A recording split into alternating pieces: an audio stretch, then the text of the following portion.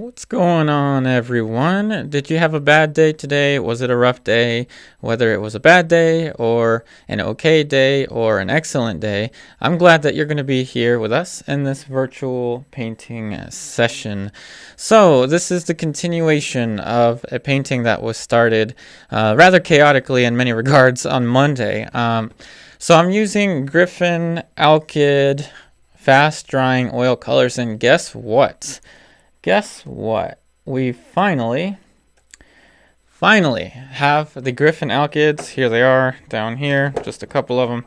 We finally have them in the available using Amazon affiliate links. So if you want to buy these paints, the fast drying paints, they are now available in the description box of this video. Just scroll down till you find in bold I wrote Alkyds, because they're so awesome, especially in the winter time if your studio gets as cold as mine. So last time we painted on here with the palette knife. Hardjot suggested to go in with the palette knife for some texture, and guess what, Hardjot and everyone? This is dry. I couldn't believe it, but it's dry. I've never seen this before. Paint this thick, especially this bright, and it's dry. That's so fantastic. So just like before, if the comments or anything goes chaotic there, then I will do the old magic trick and remove it from the screen and paint. But I'm pretty sure everything will be fine here. Hey, Steven. Hope you're doing well. Kathy, Julie, Ingrid, Harjot, Mariah. Hope everything is going well with everyone. Just like always, I have a painting available for special sale, but I'll talk about that later. Let's get into some painting. So I'm going to start off with, first off, mentioning that I'm not going to oil it out. I'm not going to do any oiling out because the alkyds don't really sink in too much. So instead, I'm just going to pick up where I left off. So I'm going to start to paint the kind of purplish light color for the hair. And as I said, this one is really focusing on the light. And remember, value is the best thing to describe form. Color is the best thing to use to describe light conditions. So we're definitely going to be focusing on light conditions. Hey, Angela. Hey, Neeks. So again, if you're watching this and I have removed you from the chat, apologize for that. No hard feelings. That's just the way it is. If you're watching this and YouTube removed you, then I had nothing to do with it. But YouTube does remove some comments or some YouTube channels entirely from here. I've noticed that, so that's pretty interesting. But in any case, again, no hard feelings. It's just, it's just business. That's just the way it is. So I'm going in with the Alizarin Permanent, and see, this is too dark. What I want is a kind of purplish color. And again, I didn't oil this out. Hey, Art by Zuzu. Welcome.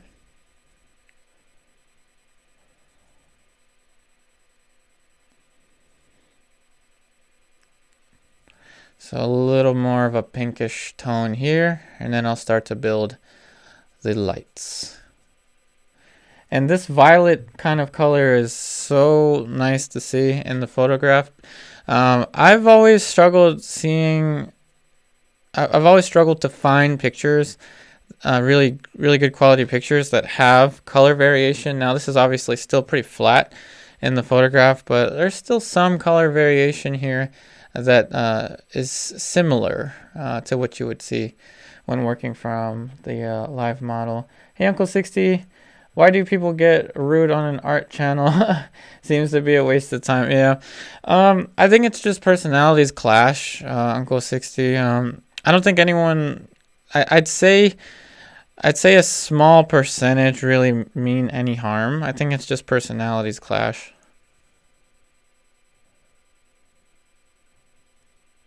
So a little bit lighter there. Hey, Randy. I'll have to order Flake White because I can't find it at Michael's. I'm not using Flake White actually, just because, like I said before, it's winter. It's almost winter. It feels like winter. Is it winter? I don't know. It feels like winter time over here. So again, I don't have the heaters on at night, and I don't sleep in this room overnight. So there's no reason for me to leave the heaters on.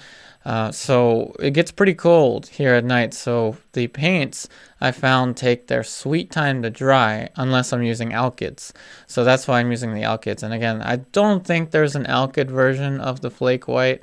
I'm not entirely sure. I'd have to get back to you on that, but you can use titanium white. It's perfectly fine. That's what I'm using here.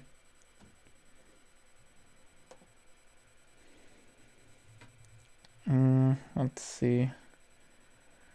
Yeah, and and no need to be too concerned about Flake White. I prefer to use it. It's just that, again, because of the drying time, I'm not using it right now. Flake White is a lead-based white, yes. And if drying time wasn't a problem, I would use it over the Alkyd. But I mean, like I'm saying, I'm going to be talking a lot about the Alkyd colors because I'm going to be really, really pushing them with this painting, because the thing is, they're not that expensive. They are artist grade paints from my understanding. They handle just like artist grade paints. The only thing is that they dry fast. So I'm going to be pushing them. I'm going to be pushing them to the limits with this painting, because the color scheme in this painting is very, there's very prismatic colors, and then there's very earthy neutral colors, and then there's like somewhat in between colors. So the range of color is beyond, I think, the scope of lesser quality paints. So let's see how these handle, and I think they'll handle pretty well, if you ask me. Hey Marshall, how much is a set of the Alkyds? They're pretty affordable, I must say. I mean, again, I'm not sponsored by any brands. I wish I was, but I'm not sponsored by any brands. So they are probably one of the most affordable of the paints that you can get, to be honest. Average here is about $6 a paint tube at the store, $10 on Amazon, average that I've seen. So they're really affordable, extremely affordable. So as I said before, I was going to paint in the glasses. So I'm still adding a few extra lights for the hair. Hey, Upari Lopez. Wow, this is awesome. I cannot believe someone has my name. That's so cool. How am I today? I'm doing great. Doing great. I was a little afraid to stream today after all the mishaps last time, but I'm doing all right. I hope everyone else is doing well. So a little more of the cadmium yellow deep hue, and yes, I know that the hue is not the actual cadmium yellow, but I don't know. It's handling pretty well. I gotta say, I have no complaints with this at all. Hey, Upari Lopez. Oh, thanks for subscribing. Let's see. Hey, Steven. Love that background. I'm going to use that in one of my paintings. Remind me, what colors did you use? Yeah, of course. I used... this is going to be kind of funny. I used cadmium yellow deep hue. Yes, that's the problem. I used cadmium yellow deep hue. Now, if I could use cadmium yellow deep without the hue attached to it, then I would. But, well, the majority of what you're seeing here is a combination, Stephen, of cadmium yellow deep hue and Winsor Red. Cadmium yellow deep hue, Winsor Red is the majority of what went on here. And the reason I had to change camera angles to say this is because it's the hue. So I don't think this is the pure cadmium. This is pigment PY65, so I doubt it is the true pigment. That being said, with a little bit of the titanium white, this sings. This color really, really sings. So I really do enjoy it, despite the fact that it's a hue. The hue costs about $6 at the store, $10 on Amazon. The pure cadmium, so without the word hue attached to it, costs about maybe like $20 to $30.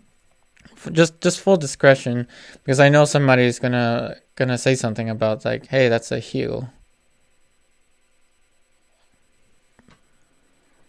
Hey, Riley L. Riley L. Have we met? I feel like we've met. I don't know. But welcome. I have met someone with the name Riley in the past. So if we did meet in person, welcome to the virtual painting sessions. Let's see. All right, so I'm going in with this kind of like fiery mid-tone, and I'm going to be painting the glasses over top of this. Riley's the one with the, oh, that was talking about the bearded dragons.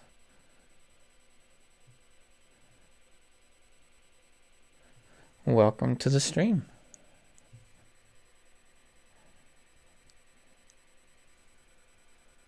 Oh, thanks, Harjot. Hey, Mariah, do the same thinners and glazes work with Alkyds? Yep, they handle the same. They really do handle the same.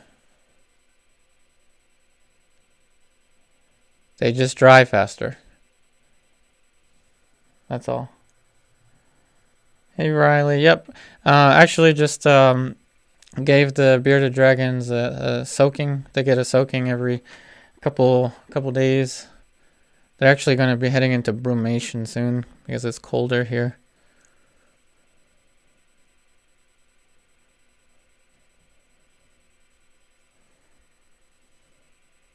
All right, so now that we have some of the planes here for the hair, I'm going to go ahead and paint in the glasses. Let's see if I missed anything. Yep, bearded dragons are awesome, Riley. Let's see, Jeff, how you party? Why the color purple for the hair? I'm seeing browns. Hey, Denise Shaw. Yep, this is live. So, yep, Denise. This is live. You're watching this in real time, so that's one of the fun things, really, about the virtual painting sessions is that we're filming this live. Hey, Harjot, people love this Zorro self-portrait of me with Zorro. That's the only one that I have like that.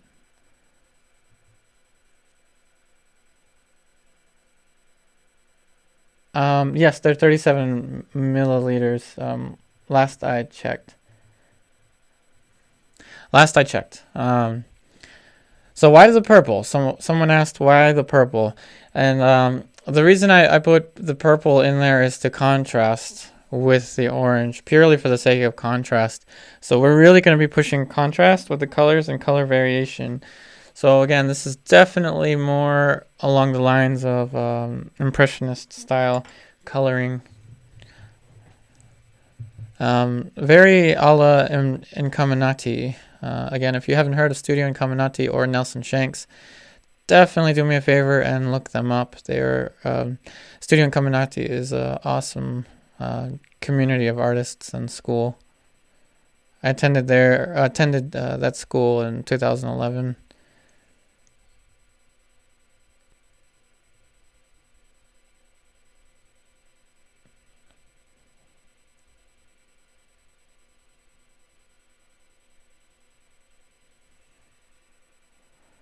And the glasses are a little high on her head.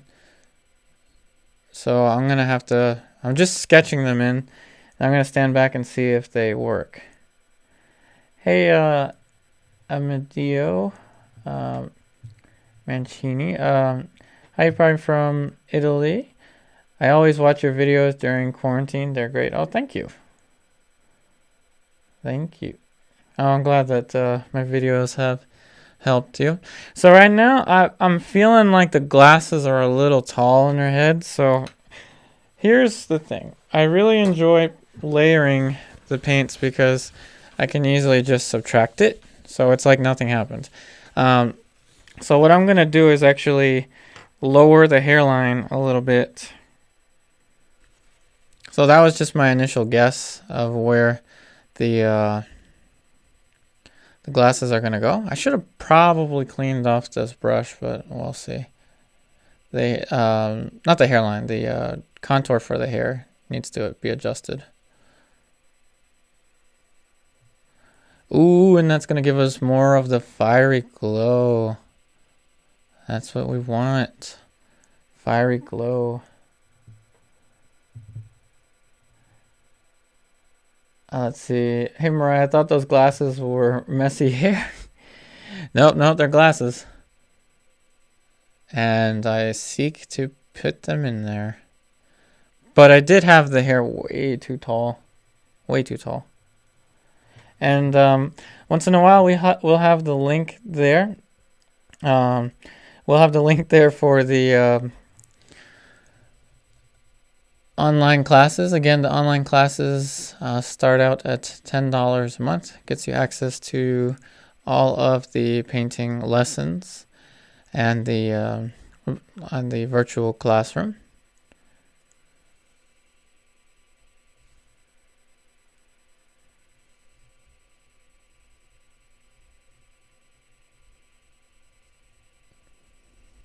Okay, so I lowered the hairline a little bit there. It was a little. It felt a little uneasy having the glasses too high up on the head there. Hey Denise, yeah, take care. Yeah, this will be available as a pre-recorded video on my YouTube channel. Thanks for stopping by.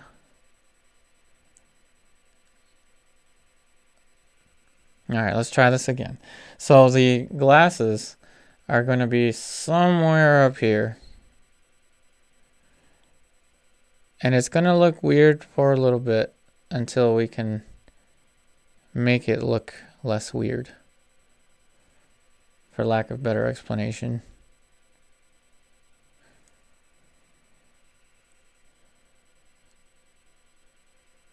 Now, something's off with this one, with this lens. It looks almost like there's a monocle on her head. So I'm going to paint in shapes of color as I see them. There's a little bit of a bluish, like a skylight there. And I keep kicking myself for not getting, let's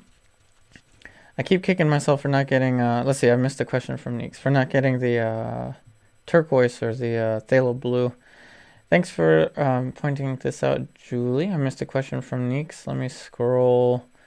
You probably, are cheap canvases really that bad? Like, could they be used for commissions? It's 3.5 euros canvas considered cheap. Okay, so let me try to explain this. So it depends on how the canvas has been prepared. So, you know, if you buy a cheaper canvas or like a cotton canvas, like in those value packs or something like that, then what you can do is add higher quality gesso, so Liquitex professional acrylic gesso to it, and it would be perfectly fine. And if you layer enough, if you layer the painting well, I don't think that the cotton canvas should be that bad. In my opinion, I mean, there's others that will say just never use it, but I'm not going to say never use it because I know a lot of really, you know,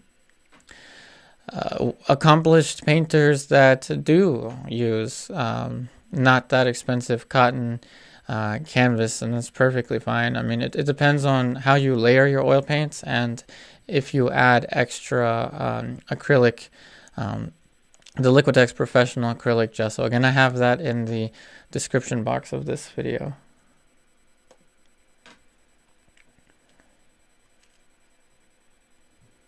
Let's see. So yeah, sorry I missed your question before. So now, like I said, I keep kicking myself for not getting the phthalo blue. One of these days, I'm going to get phthalo blue. Because French ultramarine blue is a good color to use.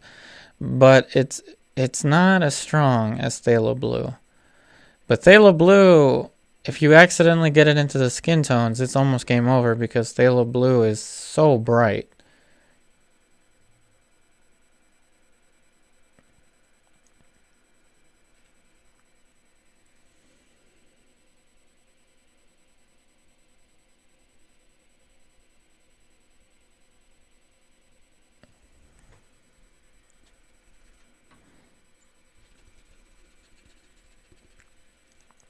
And this is going to be a slow and steady wins the race kind of deal.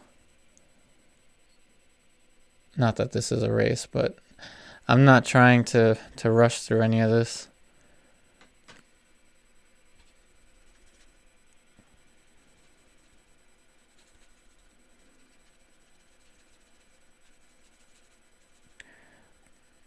Hey, Pari Lopez. I would keep the questions mainly about art. Maybe somewhere like along the lines like the end of the video, where I usually say it's like the dedicated questions and answers. But I'm not gonna lie, I do like barbacoa. Barbacoa is like one of my favorites.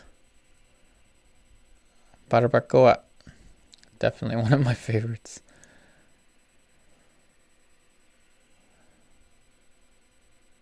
It takes forever to make. Hey Steven, my canvases cost about £2 each. They are unprimed. I usually add 6 layers of gesso over a few days. They work fine for me. And just like Steven said,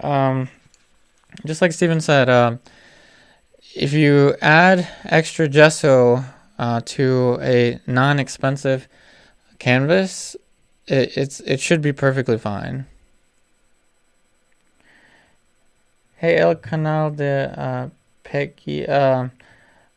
Alguien habla español. Yo puedo hablar un poquito, pero solo un poquito.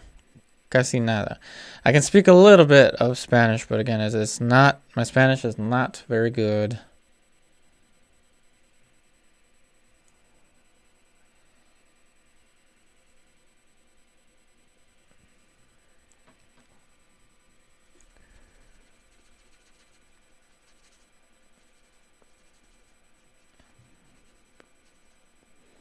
Hey Neeks, I usually buy them from Hobby Craft. I can't afford to spend too much on a canvas. Oh, I agree.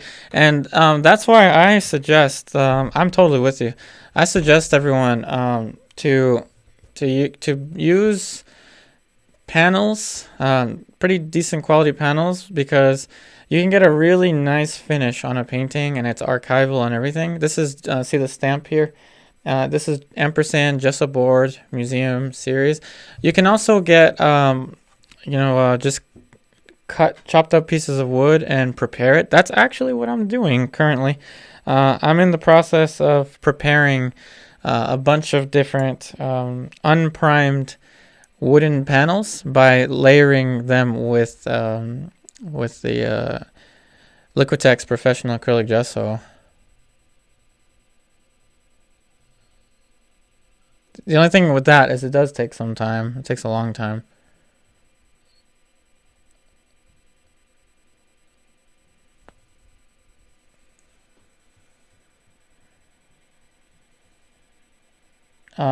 In Spanish, let's see. I don't think, no. He just asked if someone speaks Spanish. No, that's fine. I responded in Spanish that I can understand some Spanish, so.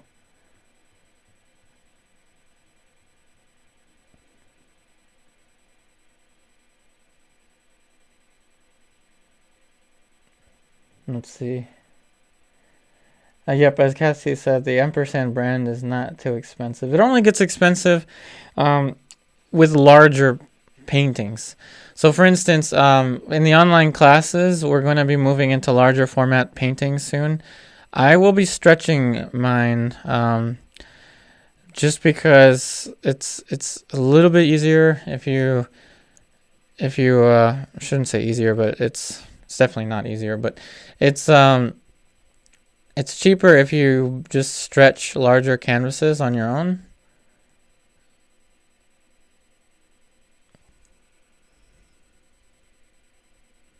But in general, for 1114s up to 1620, these ampersand panels do pretty well. I'm talking like more like 3 feet by 4 feet paintings. That's something that I would stretch a canvas for. Let's see. Hey Mariah, I like your panels. I build my own canvases. Large commissions I use brick, molding, and art canvas and gesso. Whoa, that's cool. I didn't know. Hey Jeff, let's see. I gambored some acrylic paintings today, and the varnish puddled up, like if it would not soak into the painting. And he said, "Oh, I know what you mean. That's normal. The feeling like when you put the gamvar, like it feels like it doesn't settle in. You usually just have to leave it on a flat surface, and it should dry as normal." Hey Harjot, I think you made the right lens too short. It could be. I did actually take most of it out. I'm just going to leave it like a single brush mark because, as someone mentioned, they didn't know that these were glasses in the picture. So I'm going to make this very, very not obvious that it's the glasses up here. And I'll show you what I mean. So again, we are going to be adding a lot of variation to the background and everything. There's something up with that. I think the lens is dented in or something on her glasses.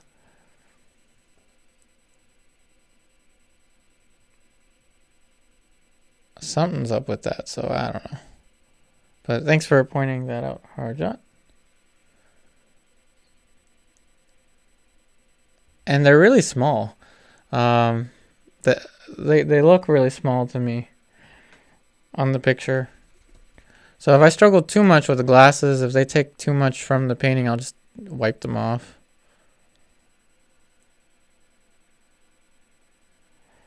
I like the Mariah says, I like the glasses much more than the photo. Thank you.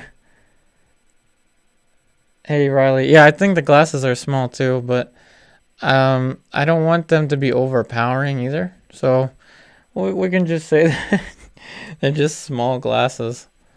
I have no clue. Yeah. I would be a little tread very carefully there.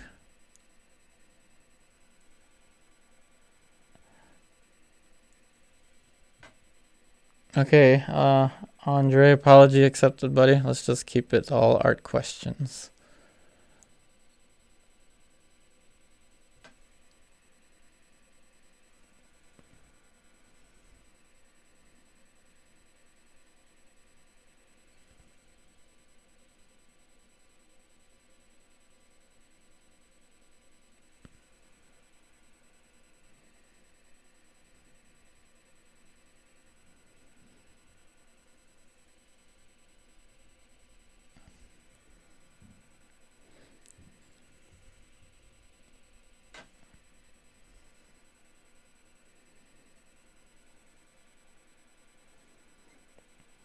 Yeah, Andre, I wouldn't write that.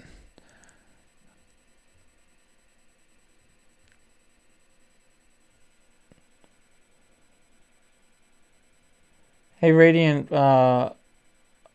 Radiant Pudding. Yep, the glasses are definitely very difficult to point out in the picture. So I'm kind of editing them as I go in the painting.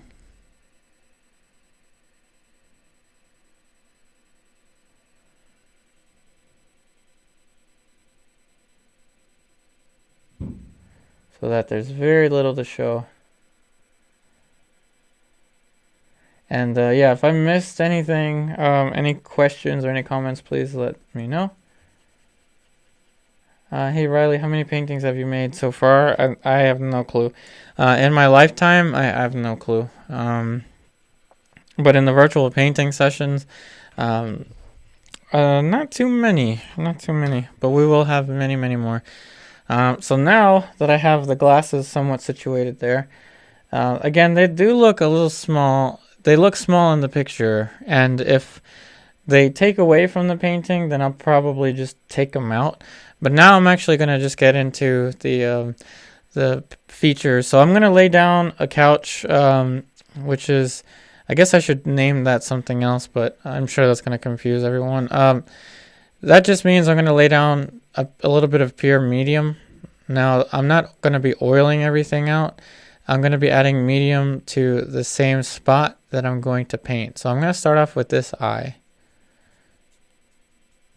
And laying down the couch does not mean putting down a piece of furniture. It just means I'm putting down a kind of a bedding of medium so that I can paint onto it. Ingrid, the Zoom, the account has been created. Again, my fiance is working with me on that. So we have the Zoom account created, and the one-on-one and group tutoring lessons are going to be announced soon. Very soon. It took a little longer than I thought, but we're getting there. Progress has been made on that. Thank you, Glenn. I'm glad that you appreciate everything on here. Hey, Charles Ward, her skin tone in the photo seems more gray because she's in a shadow compared to the painting. Was that intentional to make it more warm? So Andre, I wouldn't write that. Andre, please talk to me about painting stuff. I apologize with what happened before. So Andre, I apologize for what happened before. So what was I talking about? The skin tones. They are a little bit warmer. Yes, you're correct, on purpose. But I am going to be painting in some of those cooler tones in a little bit.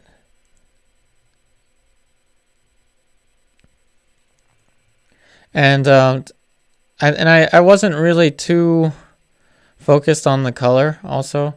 So I didn't really paint in, at least with the skin tone, I wasn't that concerned. Hey, Harjot, I don't know. I wouldn't, Harjot. Let's just let things be.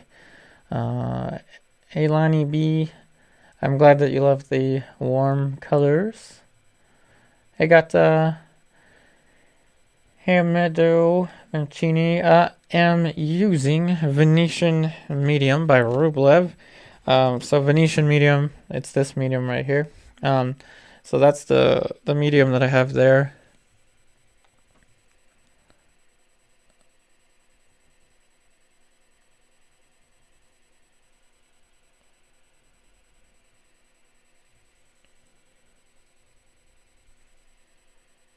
Oh, I gotta remember not to rest my pinky on there now.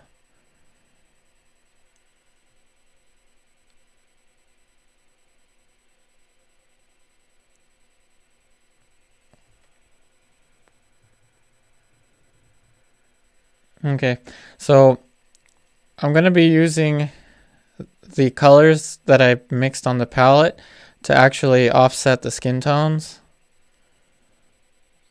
So now we're going to get into some very subtle value and color transitions. Hey Riley, where do you get all of your paint from? I got this from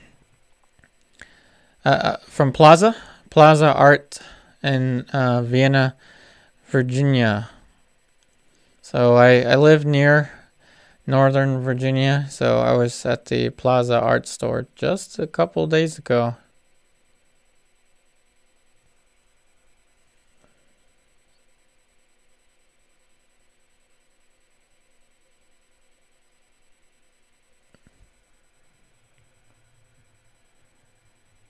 Hey Marilyn, let's see. Oh, thank you. I'm glad you like the painting. Hey Jeff, does medium add to the oil fat over lean? Yeah, it does. So that's why I didn't use any medium. At least I don't think I did. I didn't use any medium in the start of this painting. Yes, you're correct. So that's why I'm not adding oil everywhere, just in the sections that I'm going to be rendering a little bit.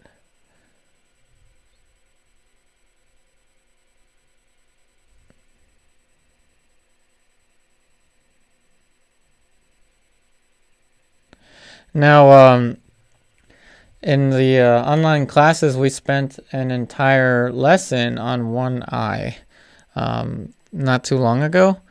So just know that I do go into much more detail at times. I won't be going into too much detail with the eye with this one, but you know, sometimes it really just depends on the look that I'm after with the painting. Hello there. Again, I apologize, I can't read the symbols on your username, but you've said at work. Let's see. Sorry, I haven't been here in a while. The shift changed. I understand. Work schedules do change a lot. All right. Hey, Nancy Lopez. Let's see. Hey, Sunger. All right. So, yeah, I am going to push that light more now. So I'm going to have a light brush and a dark brush. They're going to look like the same brush, but they are, in fact, different brushes. Now, a little bit of raw umber. Since I am painting right onto those really bright colors, I'm going to have to dull them down. So I'm using the raw umber to help me with that.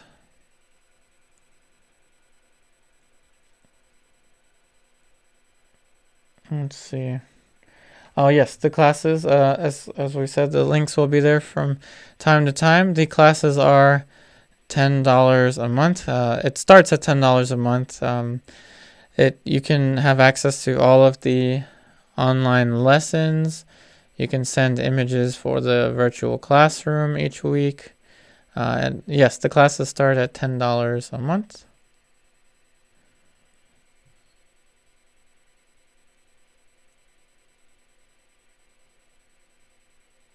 And at $20 a month, it is the live stream tier. So that allows you to watch that enables you to watch each lesson as it's created. Once a lesson is filmed and created, so for instance, this morning, we created, I created the next lesson. And students in the live stream tier, the $20 a month tier, were able to watch it as it was created. It's been like this the entire time with the online classes. And I'm going to be adding 2 new tiers, actually, to the Patreon soon that will enable Zoom one-on-one tutoring. But that will be a different tier, still connected to the online classes.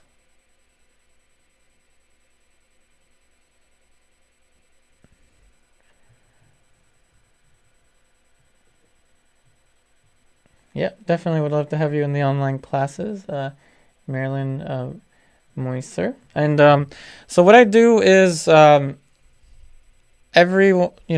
someone joins the online classes, I send them a welcome message, which I refer to as a welcome package. It has links to the videos. The videos are in the format of unlisted YouTube videos, so only online students can see the lessons. Of course, anyone that's interested, I can send a sample lesson. I usually send a sample lesson for the ending of the first project, project 1.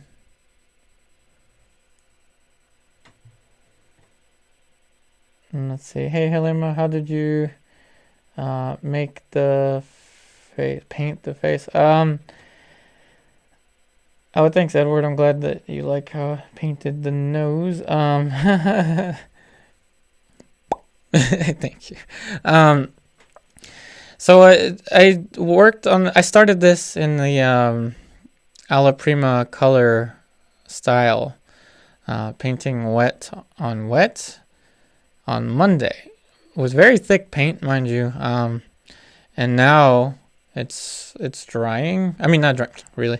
My English, it's dry. And I couldn't believe that it dried, but that's how amazing Alkyds are. They just dry really quickly.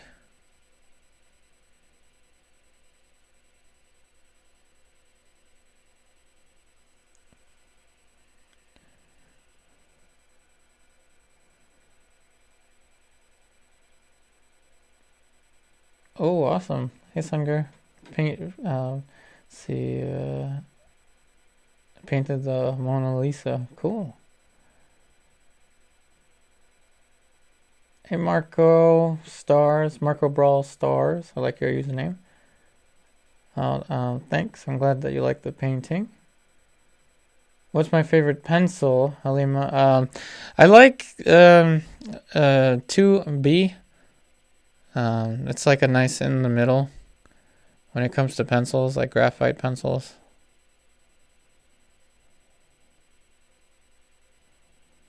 I don't really have a favorite brand of pencils.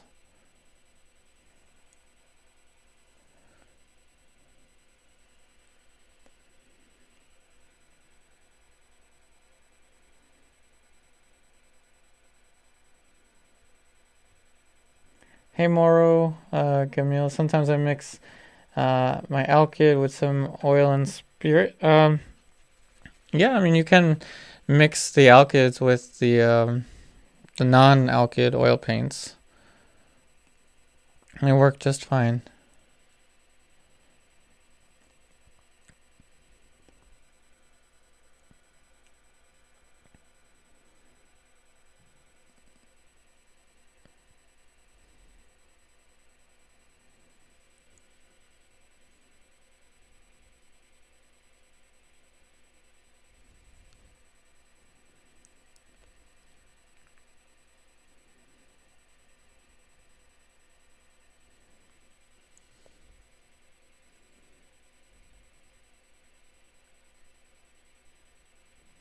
Oh yeah. Let's see. Right. As I mentioned, I always have a painting available for special sale. So during this stream and during this stream only, if anyone wants to buy a painting from me, I have links to my Etsy store. I'm actually going to post the link in the comment section right here. So if you are interested in purchasing a painting during the stream, I refer to them as special sales. So I'm going to pin this right now. So I don't know if anyone remembers this painting here. This was created in one of the previous virtual painting sessions. Does everyone remember, or does anyone remember this painting here? We painted in Nessie in the water there. This one was titled Distant Mountains. We even painted a planet in the sky there. So again, this painting is available for special purchase during the stream only. So there is the listing here on Etsy. I have a link to it. I have pinned it in the comments. This is available as a special sale during the, oops, I got some medium on my hand. It's available as a special sale during the stream only. There you're seeing the price. Special sale. If purchased during tonight's live stream, the buyer will also receive a free painting study on a sheet of canvas. So in case anyone's wondering what that is, a free painting study on a sheet of canvas is basically like a 2-for-1 deal. So I choose which painting it is, so you will also receive a surprise painting inside of the box if you do order tonight. So just to mention that. Hey Neeks, I can ship, yes, definitely I can ship to UK. No, I ship through Priority Mail USPS, so It would probably take about somewhat similar to the same amount of time, so it should be perfectly fine.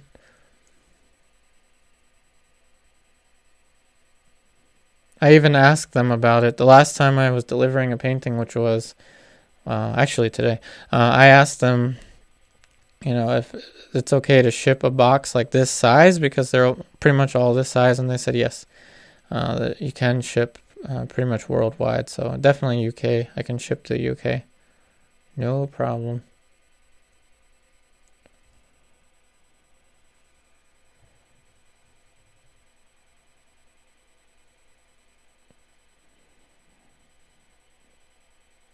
Let's see. Yep, let's keep this chat positive.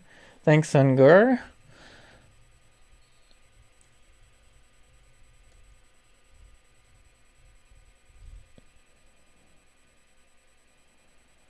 And of course, I mean, if the dialogue gets out of hand, then I'll just remove that box there and paint for a while. Let's see. I bought the Asaro head from US, and it took 2 weeks, which wasn't too bad, but there was a customs fee. Oh, interesting, Neeks. I didn't know. And again, things are all crazy with the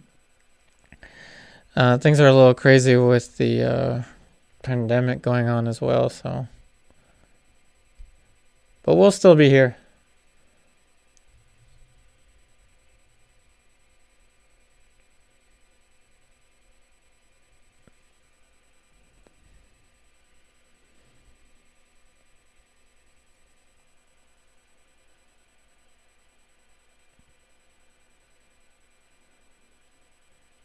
Hey Riley, your pinky was out. Oh, I don't know. That's just kind of how I paint.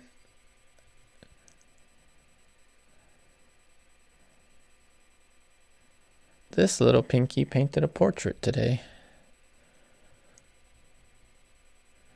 And the cringe begins.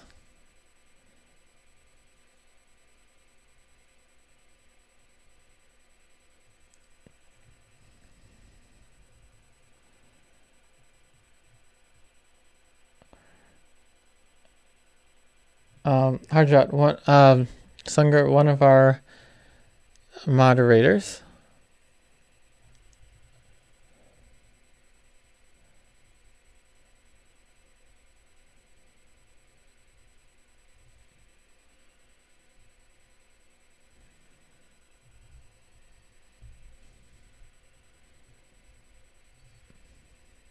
Now, I'm trying my best to take each section to a higher degree of depth. I'm still giving myself space, however, for the next session to be able to push the forms even further in this painting.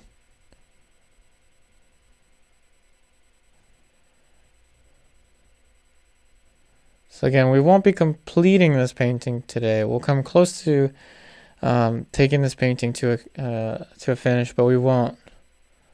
I try to give these paintings about three painting sessions each.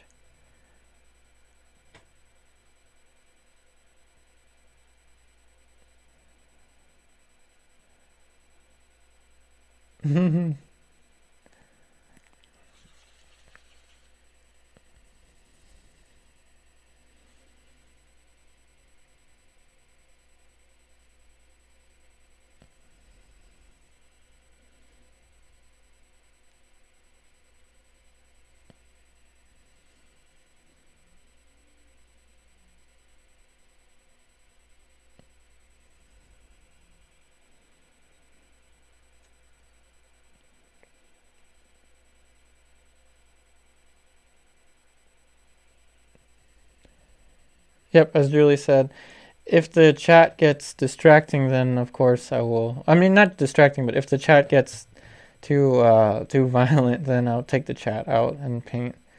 Let's see. Hey Riley, oh, take care. Thanks for joining again. Hey Moro, let's see. How did you choose the background? The background, I wanted it to be kind of like the fiery color that you see in the photo reference, but I also wanted to add texture to the background, as Harjot mentioned, to use the palette knife for some texture. So we put in the palette knife textures there.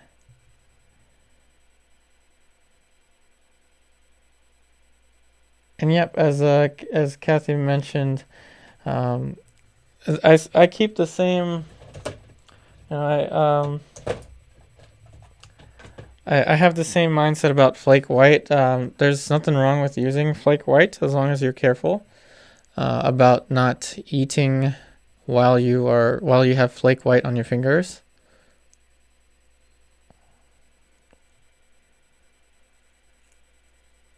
Oh, thanks, Moro.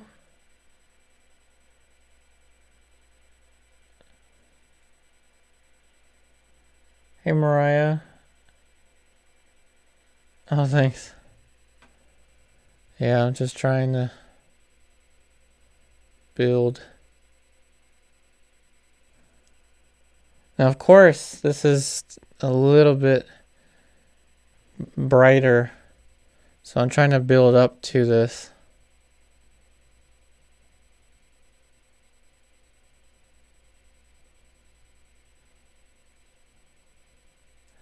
So subtlety is this game of how close can I get the values to one another, yet maintain their variation from one another.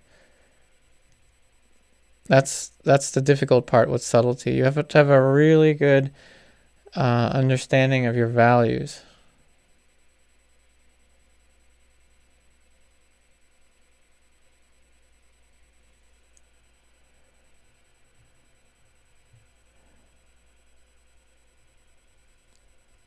Hey Mariah, you love hearing the happy little trees. Let's see. So Jeff, missed question by Jeff. Okay, sorry I missed your question. I'm gonna scroll. Is it difficult to get warm tones with backlit lighting? So Jeff, I think that the value and so your question is about color. So in general with backlighting, so with the light, the main light coming from the back direction, I don't think that in particular it's that difficult to get warm tones here. It's the problem becomes with the color. So if everything is too warm, then it kind of loses that balance. If everything is too cool, it loses the balance. So Jeff, it has to be a balance between warm colors and cool colors.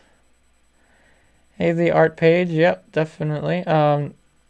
We'll give you a shout out here. I think is this your first time here? Well, in any case, the art page, paintbrush in hand. This is my shout out to you, the art page. Welcome to the virtual painting sessions again. I hope that you're enjoying the virtual painting sessions as we continue to build the complex colors and color variations in this painting.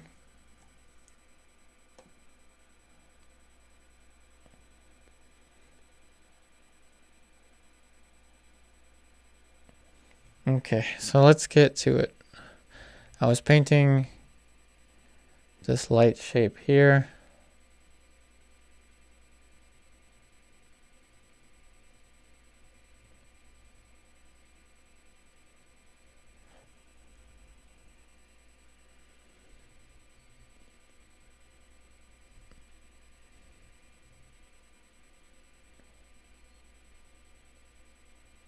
And one thing I'll say about Alkyds is that they're oh hey, the art page. Oh, okay. Well, I gave you your shout out. Hopefully you liked your shout out there. Hey Neeks, what would you say in a situation where a friend asks you to paint wants you to paint them for free, but when you charge them, they say, why charge me when you paint celebrities for free all the time? So yeah, that's usually, there's a lot of memes about that question in the art community. So if somebody wants a painting for free, that's usually the case where you just don't even respond. And if they were a friend at that point, they're not a friend after that question.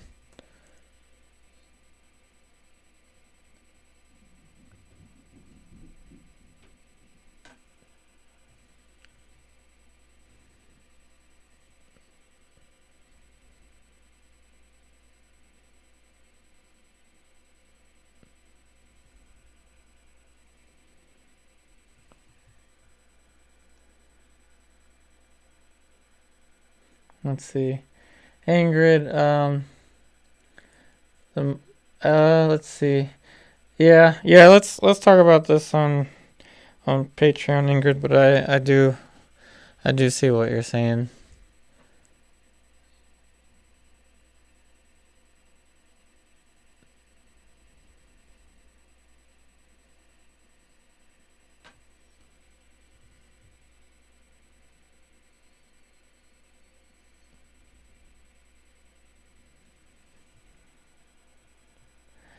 And I'm trying to relate these values to one another.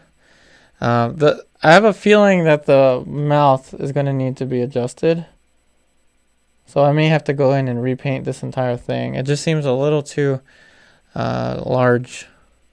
But as I said, as I always say, this is a painting first, a portrait second. So I don't put a ton of priority. I put some priority, but not a lot on likeness. In the end of the day, once this painting is complete, no one's gonna, I don't think anyone, unless someone's trolling, they're not gonna go and like do a facial recognition software and say you were like certain percentage off or something like that.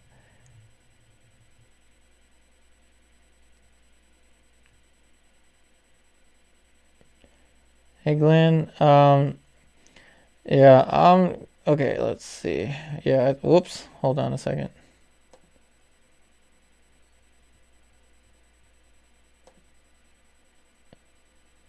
Let's see.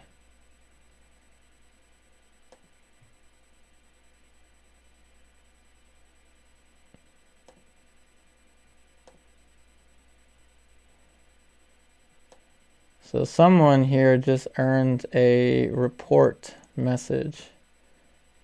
I'm going to title it as harassment or bullying. And reported you to YouTube. Shots fired. All right. You've been reported. And kicked out. All right. So, anyway, so I'm trying to put in more light over here. And I once thought that I would multi-platform stream this too. So connect this to Twitch and to Facebook and stream multi-platform. But if it ends up being this chaotic, I don't know. I really don't know. If you want the best experience when it comes to educational content from me, please check out the Patreon, because I'm pretty sure Patreon as a business will probably outlast YouTube, if you ask me.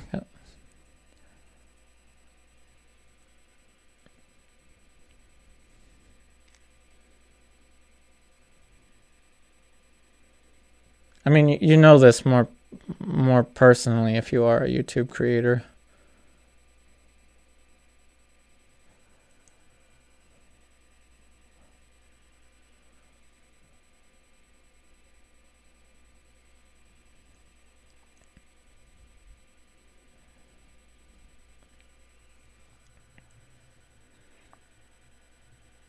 Hey, Julie. Oh, I'm glad you found the Facebook.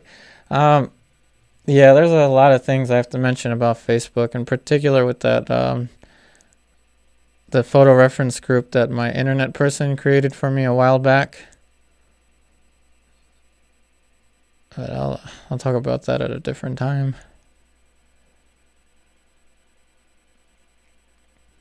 Hey Hardjot, yeah, Patreon and YouTube are two different things, but they are connected. They can be connected. I use YouTube as a video platform, and then Patreon as a online class platform.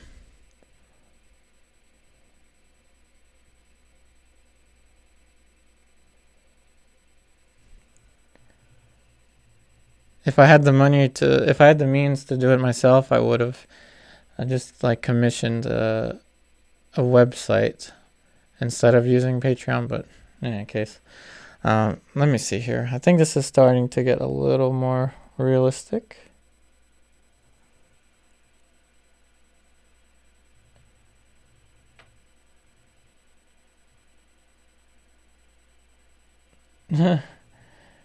Hey Hardjot, no, I don't know. To sell it, really, it depends if anyone watching is interested in this painting. If it looks like something else, then I don't know.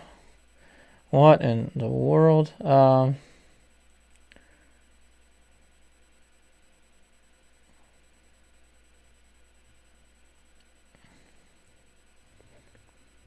Let's see.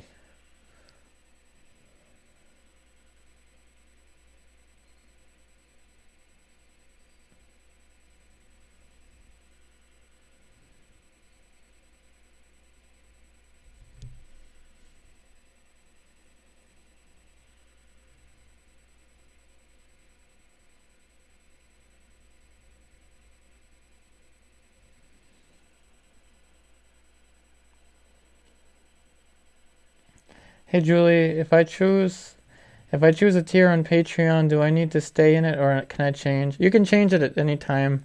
Oh, that's a question for Moro. Yeah, you can change it at any time.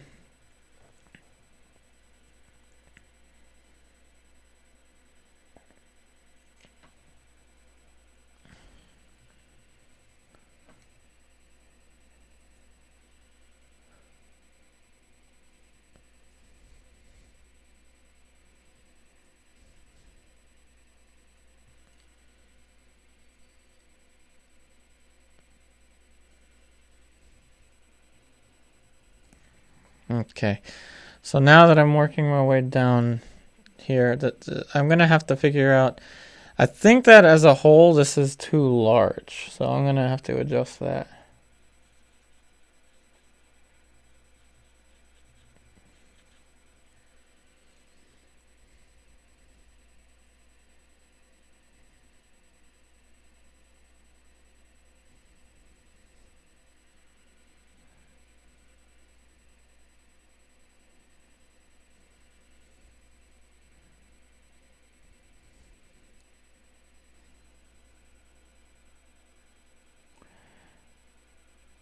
Let's see.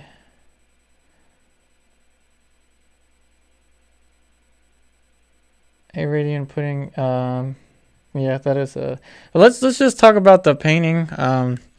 So maybe I don't want to talk about the painting, as I do have to fix a lot of things here. I have the mouth a little bit too. This whole shape in general, a little bit too big. So I'm gonna be adjusting everything as I go. And I should probably look at this straight up. Again, I have the this set up at an angle. So it's at about a 45-degree angle, so I do have to look at it from time to time.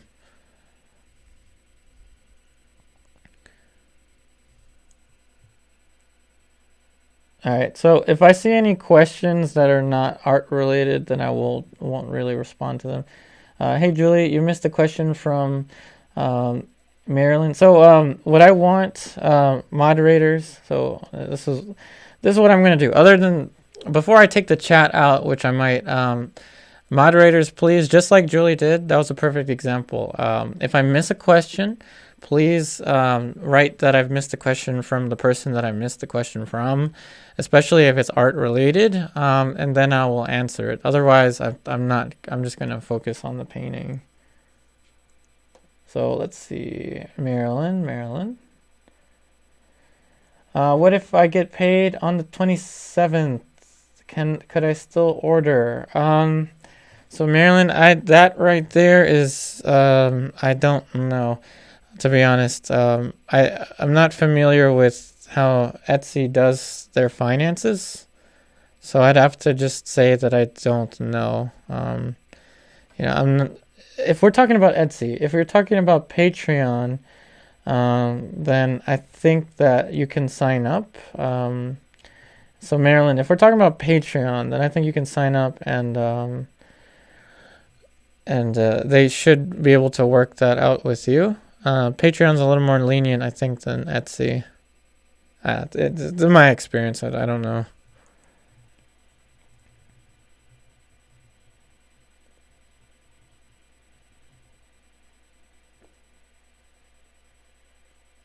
Hey Riley, yep. No, I won't take the chat out unless it gets out of hand. But so what I'll do, I'll thank you, Gary, for Atchick, for your comment. What I'll do is I'll mainly only answer art-related questions.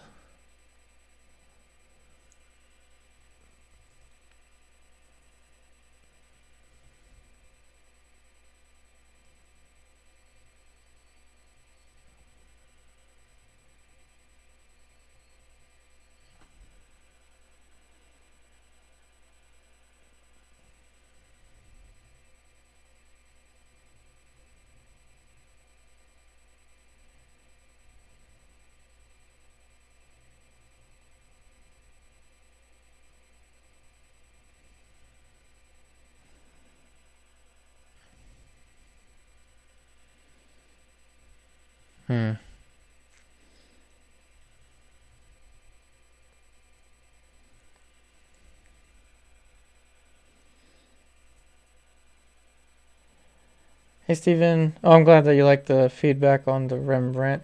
And again, online students, awesome work, everyone, especially this week in particular.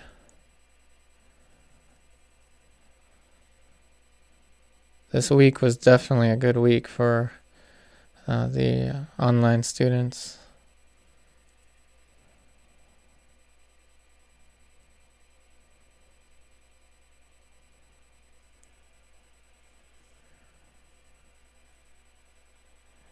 Hey Matt K, do you use the liquid to make your paints dry faster? No, I don't, but you can. I've done that in the past, but I've found that Alkyd oil paints, I'm talking about the Winsor Newton ones, they dry pretty fast as they are. So I don't really feel the need to put any liquid into them. For the traditional, I don't know why I said that, but for non-Alkyd, these are, I consider these traditional oil paints, but for non-Alkyds,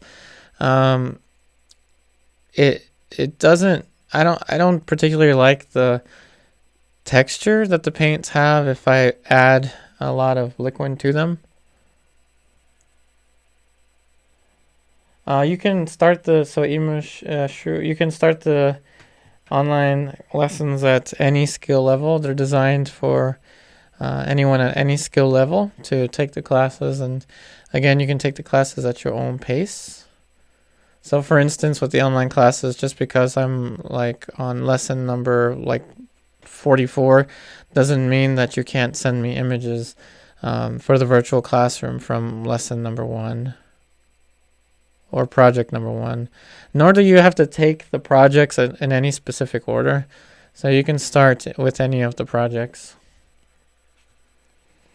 Okay, all right, so this is a problem. This is too far down. So I'm going to have to figure out how I'm going to make these adjustments. First thing I'm going to do is lift the chin a little bit. Hey Matt K, how long does it take for the Alkyds to dry? 24 hours. 24 hours to be touch dry. Hey Riley, out of all your paintings, which one is your most favorite? I think my most favorite at the moment is the one that I had for sale on Monday that didn't sell. The self-portrait with Zorro, my ball python.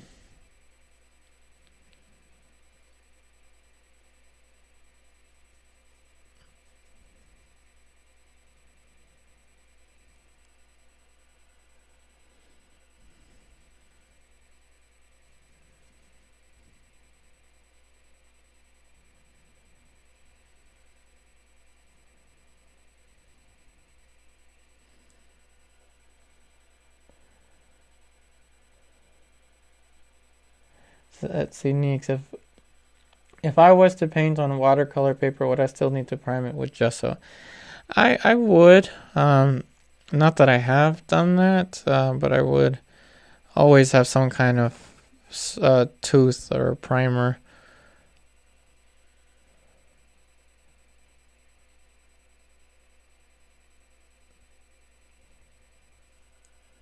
Okay, so moving this up is going to make this feel out of place. So right now I'm going to have to adjust the mouth so that it fits with that.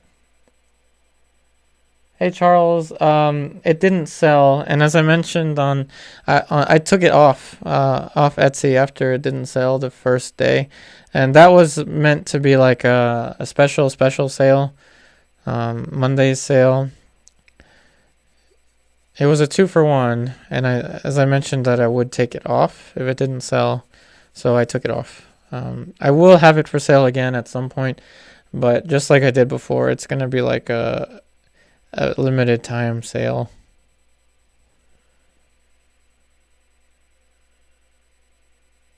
All right, let's fix the mouth. Let's fix the mouth before it starts to, before I, don't feel like fixing the mouth.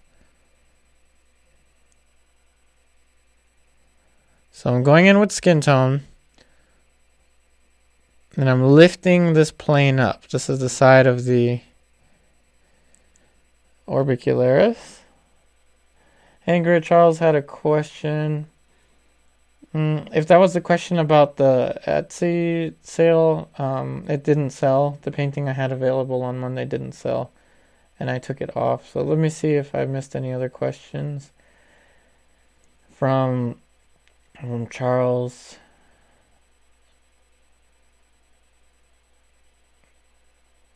Let's see. So Charles, let's see. Were you able to sell your self-portrait? No, I wasn't able to sell it. Hey Monique, I didn't realize you do weekly video review of the screenshots we provide you. Yep, that's the virtual classroom. And Monique, that's actually going to evolve. The virtual classroom is going to evolve soon with the usage of Zoom. All right, so I'm painting in the planes first. So I'm going to be moving the mouth up a little bit there. Yes, it's going to look weird. It's going to look a little strange for a while until I can get the mouth to be in the right spot. No problem. Take care, Riley.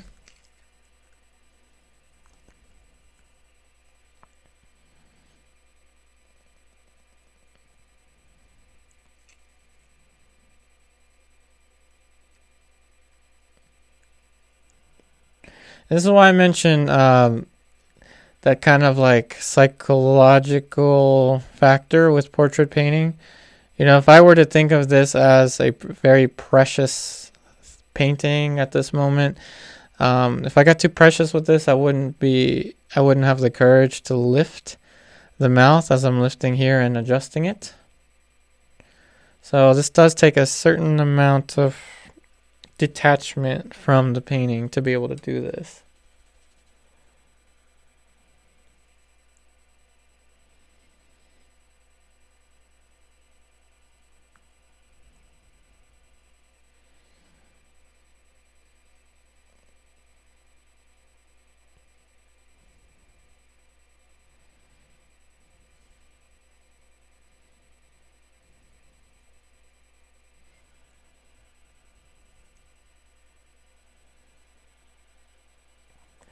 Hey Charles, how do you reuse a canvas you've already painted on? You can actually just paint directly on it as long as it's not varnished, or you can paint over it with oil paint until it's completely covered.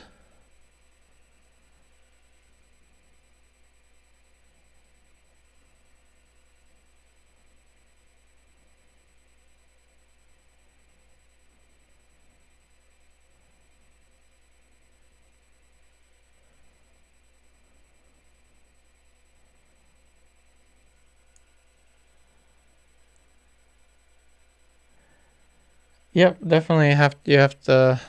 So as Monique mentioned, you do have to detach from the painting to be able to do things like this without it driving you mad, for lack of better terms.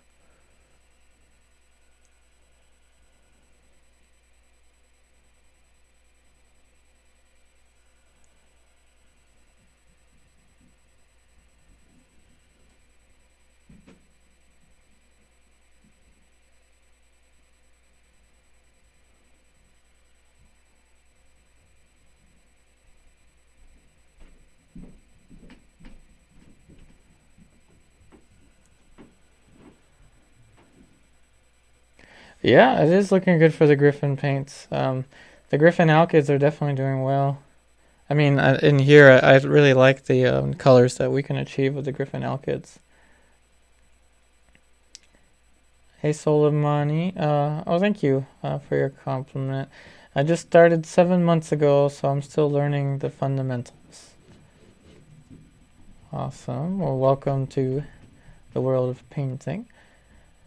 Hey, Jeff, why do a lot of master paintings look so dark until put under museum lighting? Did they paint by candlelight?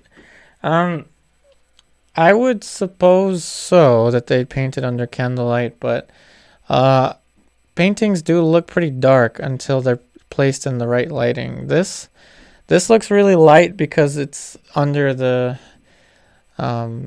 studio lighting that I have here for the filming of these YouTube videos, but in general, paintings do look different if they're not lit properly with museum quality lighting or LED lighting.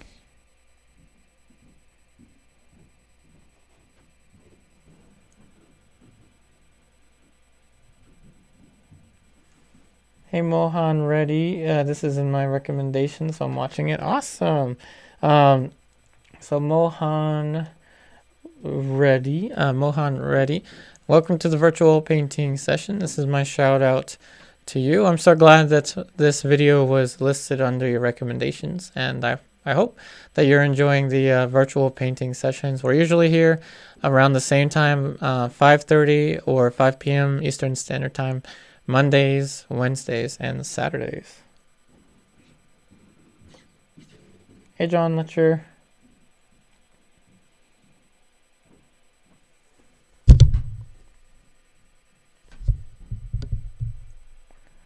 Hey, Edward, show the nastiest brush you own. The nastiest brushes that I have, I just retire them into scrubby scrub brushes. So, probably this one. This is the most beat up of my brushes. It's losing bristles. So, this I will only use to like scratch paint off. Hey Neeks, why are you so against Winsor Newton water mixables? I use them all the time, and other than the fact that they're very creamy, I don't think they're that bad. And you're right, they're not that bad. It's just they take a long time to dry, Neeks. And in general, the mediums that they sell with them are not as good as Cobra. Hey Julie, I missed a question from Charles. Let's see. Will the brushstrokes from the old paintings show through? Brushstrokes from the old paintings, yes, actually.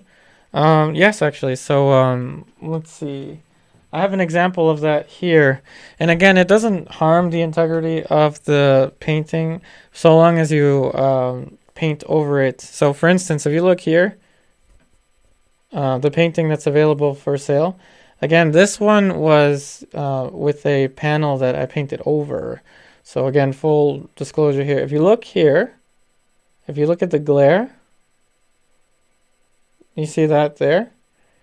It's texture from a previous portrait painting that was under this painting. So again, this painting is available for special sale, and maybe in the future, someone will run an X-ray of your painting, original painting of mine, and they'll see a portrait underneath. So kind of like almost 3 paintings for the price of 1, huh? Since you'll get the study painting, you'll get the landscape painting, and you'll get the painting underneath of the landscape painting.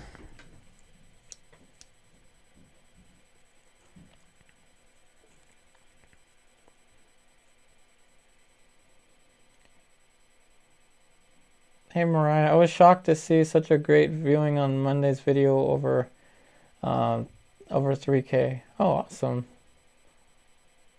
Yeah, we did it. We didn't manage to sell a painting, but we got the views. What was I doing? I have to adjust this like now because the once the Alkyd dries, I'm in some trouble. So again, the Alkyd gets tacky in about an hour, but you actually feel the Alkyd oil paint start to get tacky sooner than that.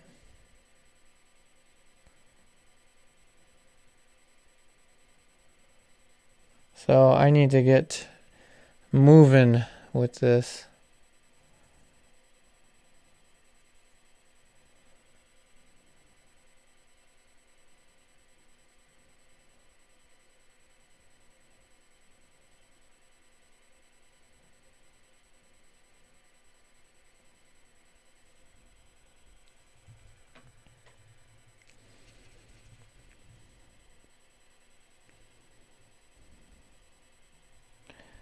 All right, let's see.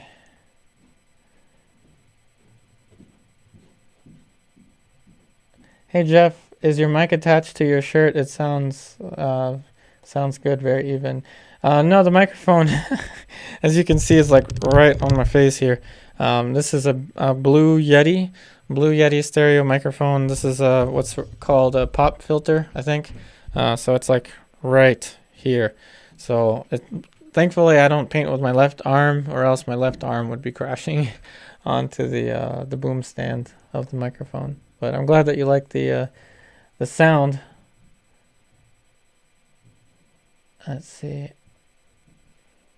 All right, so I know that I missed a few comments. I apologize, but I'm a little nervous about leaving the mouth the way it is, as I know that these Alkyds will start to tack up pretty soon. So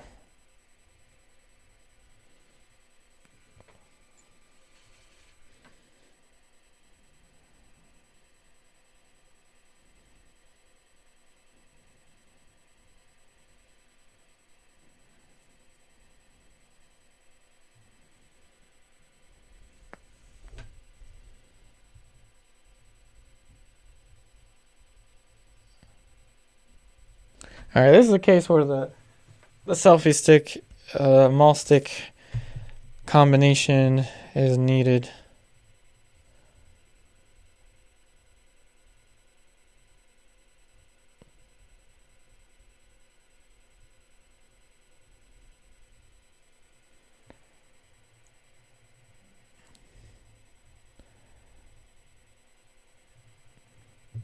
Hey Harjot, yeah, I'll probably end up taking the glasses out before the painting session ends.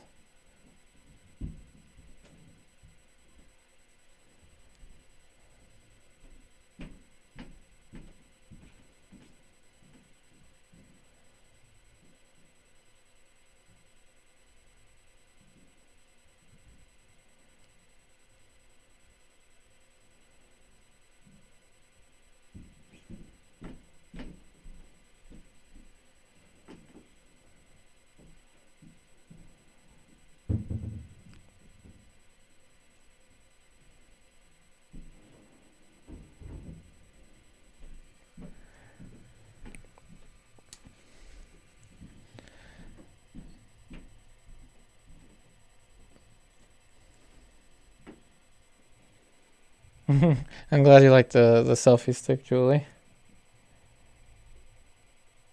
Oh, thanks, John Letcher.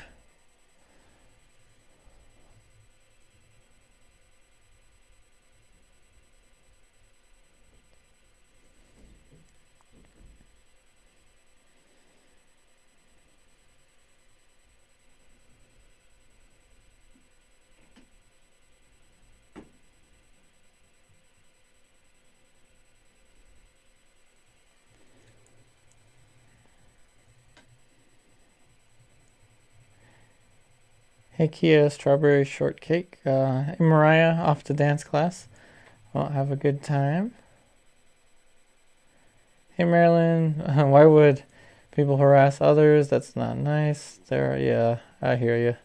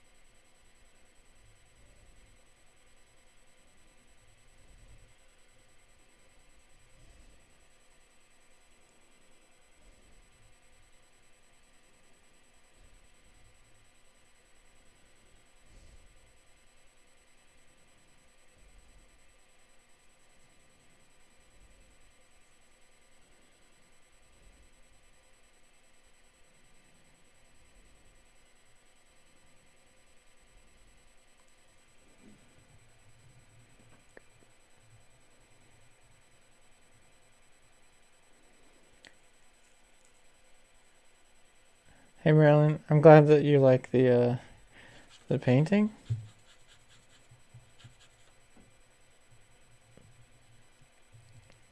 Alright, so as I mentioned, I painted in the surrounding shapes first. And now I'm going to put in the edge of the mouth. Or place it back.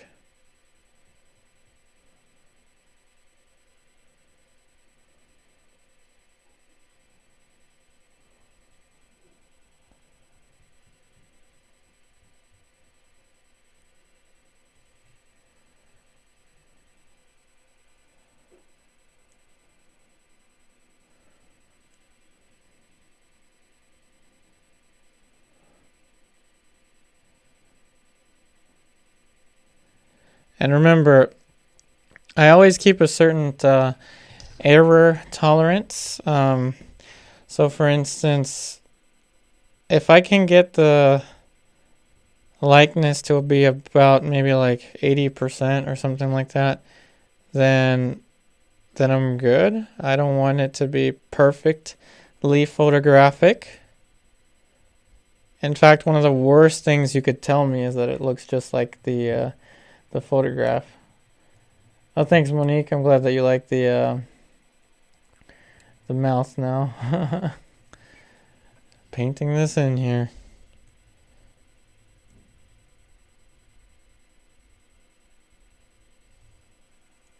Let's see. Hey, Julie. I missed a question from Neeks. Yep. Let me zoom. Or I mean scroll. Neeks, have you heard of the selective start method? Selective start. No, I don't think I've heard of that terminology, Neeks. I apologize. I don't know. Selective. Oh, smart method. No, I don't think I've heard of it.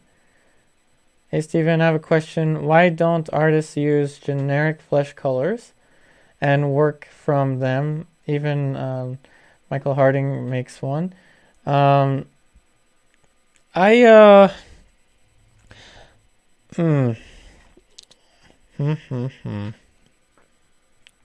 kind of a taboo question.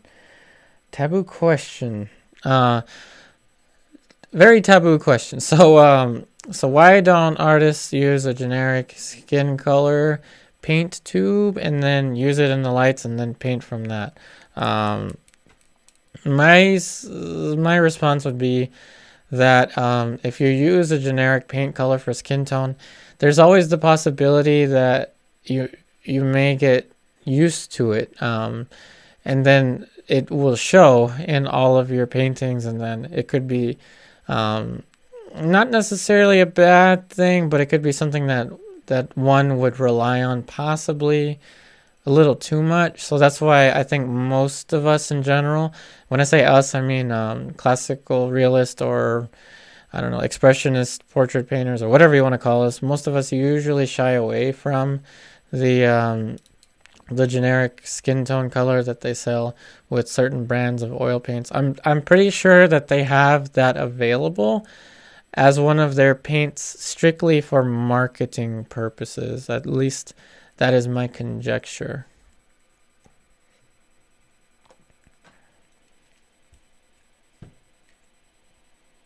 And Matt K, there is no generic color for anything, right? Just depends on the lighting of the scene. Yes, you're right. You're right.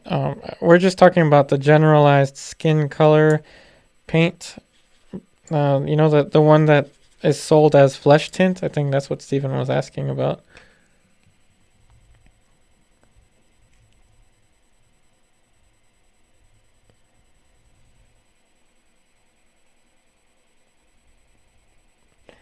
Hey, Radiant Pudding. Let's see. Too many pigments makes it difficult to mix colors, and you end up, yeah, and you do end up, yeah. This is the perfect amount of colors for me.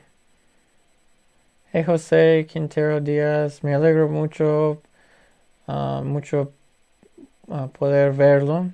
Un saludo y un abrazo. Yo te mando saludos desde aquí en Beltsville, Maryland.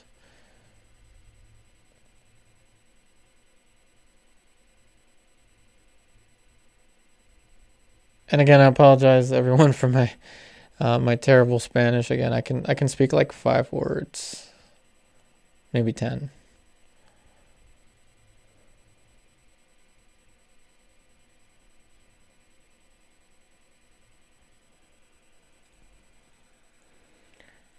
Hey, Brad is fruit. Oh, thank you. Jeff, do you ever want to just quit a painting because it's not working out right? I've come back 3 or 4 times to a painting and still can't seem to finish it. Oh yeah. I've definitely quit on paintings that didn't quite seem to work out. I understand. These days, however, I don't, but I have in the past.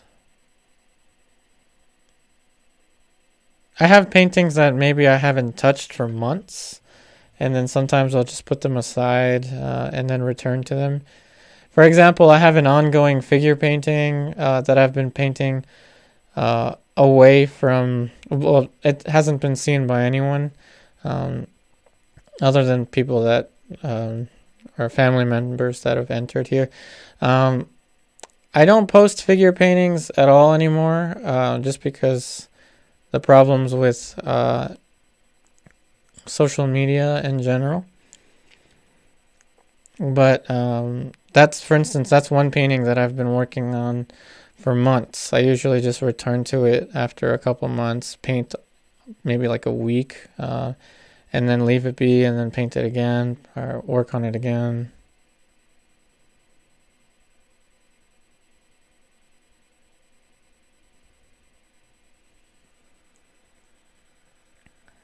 Hey Marilyn, how do I make my painting more vibrant? So if we're talking about vibrancy in terms of, you know, color popping, like the painting seeming to emanate light, that has a lot more to do with value than it has to do with color. And if you can get luminosity in the sense of a monochromatic painting, then all you have to do is then add color to it in theory. But of course, in practice, there is some experimentation that should be done with color so that one doesn't just paint the same color scheme each time.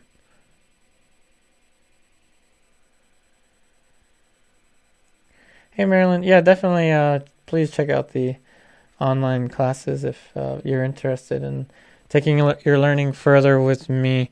Again, they start at $10 a month. You can send images each week. You have access to all of the pre-recorded videos.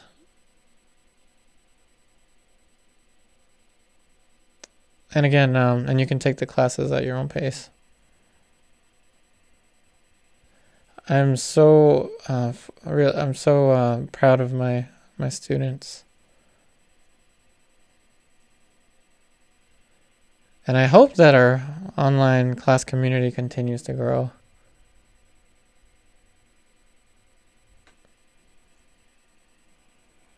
And yep, there's the link to the online classes. Oh yeah, Ingrid, we're definitely going to add more red to the hair. Believe me, especially here. We're going to add more red to the hair.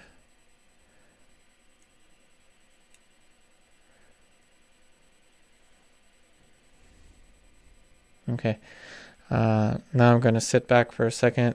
I'm going to adjust the shape for the nose a little bit there.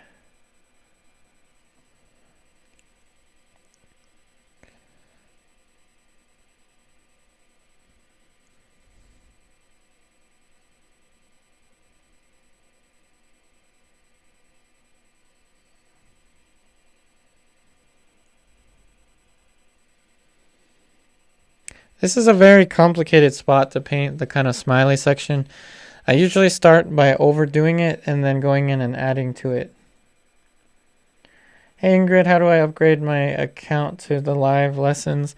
You can edit your pledge. It's the pledge. You just have to edit it from the $10 tier to the $20 tier. Again, $20 a month allows you to watch the streams as they are created. So for example, live stream tier patrons were able to watch this morning's lesson. That will then be, the pre-recorded video will be posted for all online students to see after this stream ends later tonight.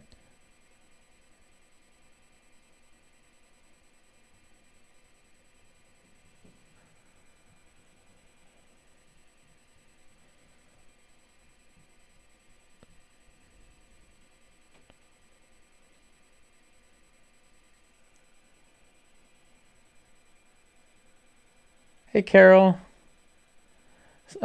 Carol, I just received your email, by the way. I saw the update on my iPad, so I'll be responding to you.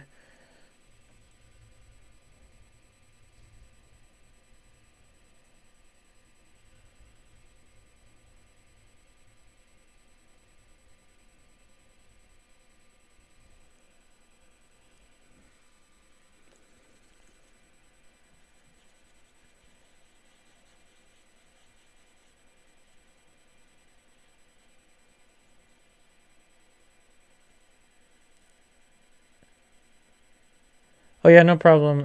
EX the artist. Yeah, no problem. I get what you mean. And thank you for your compliment.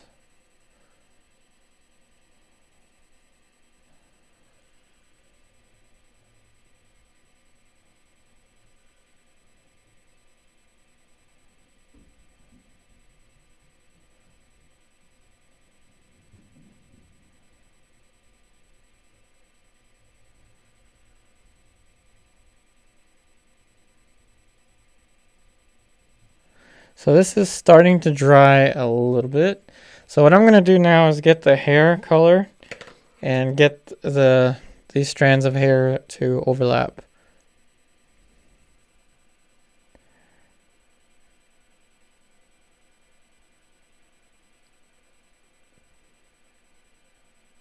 Hey Carol.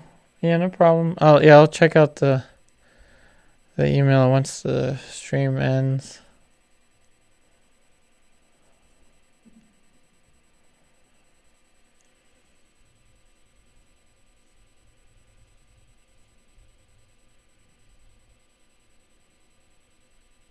So again, everyone, remember that landscape painting of mine is available for a special sale only during the duration of this stream.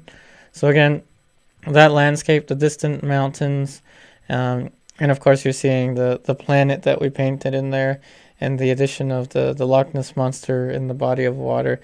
This was painted in one of the previous virtual painting sessions. So again, I'll just mention it from time to time. I won't mention it too much, but if anyone is interested, special sale is available during this stream. And if you do purchase, you will also get a free painting study. A free signed painting study. Only if purchased during the stream, though. Hey Jeff, do you paint plein air at all? Yeah, I've painted plein air before. I was painting more plein air before the pandemic hit. But yes, I do. I don't paint plein air as much as what you're seeing here.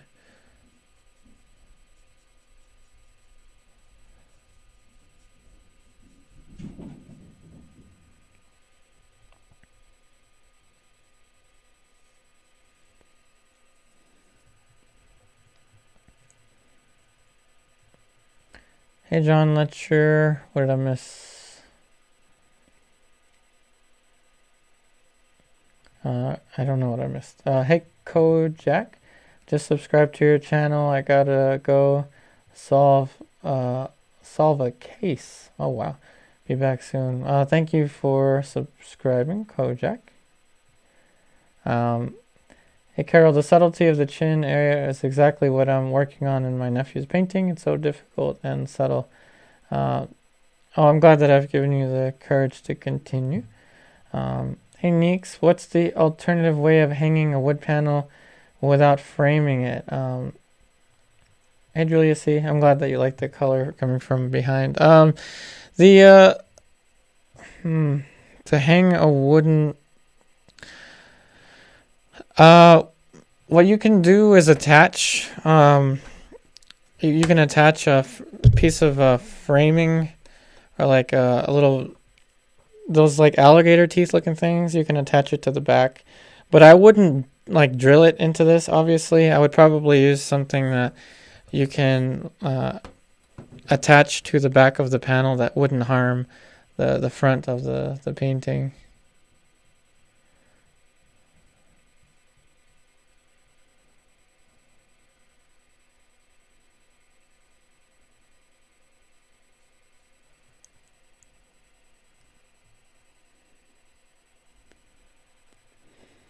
Hey, Deep T, where do I get the paintbrushes? This was a sale at Michael's.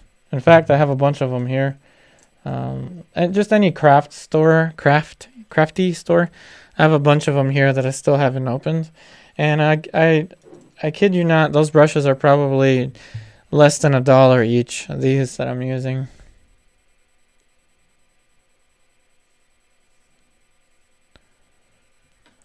Not even the dollar store has a better deal on these brushes.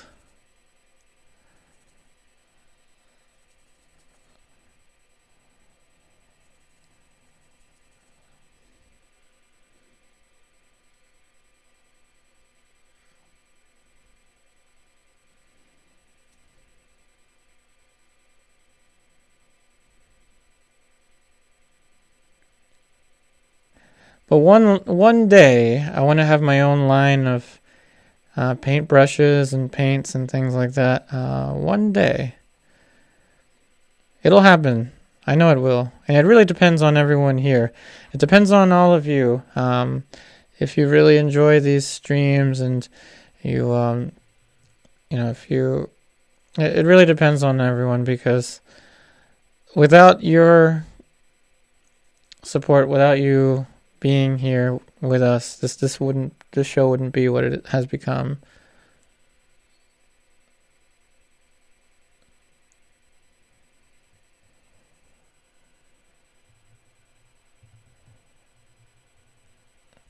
Hey Marilyn, wow, I wish I could do that. I always throw my painting away. What a transformation. Oh, thank you. It's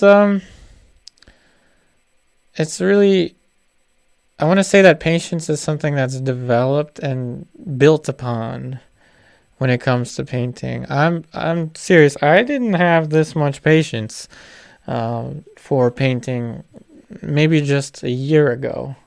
It's something that's constantly being honed, refined. Patience is developed just like anything, any other facet of your painting experience.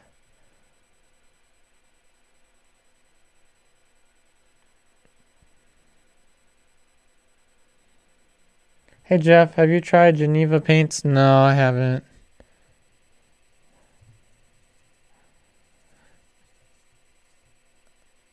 And thank you everyone for keeping the comments about art. Thank you so much.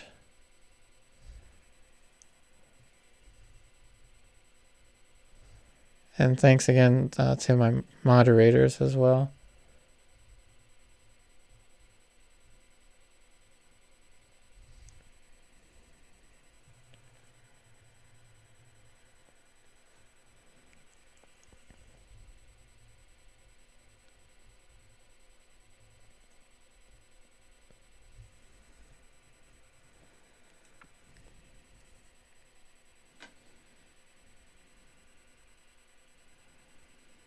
Now every once in a while I have to look at this vertically.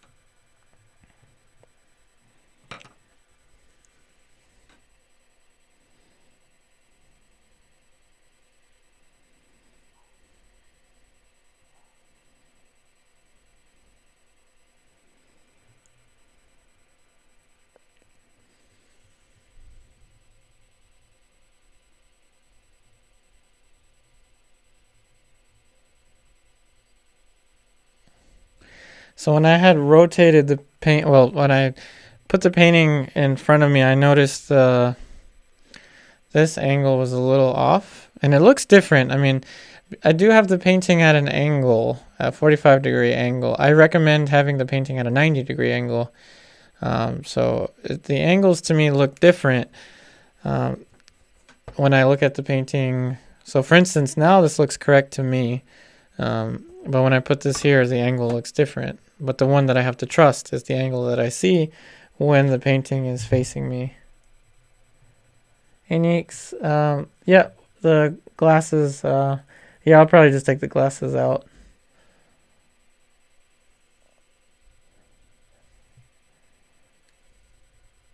And I'm going to go back to the background of the painting. So when I get back to the background, I will take out the glasses.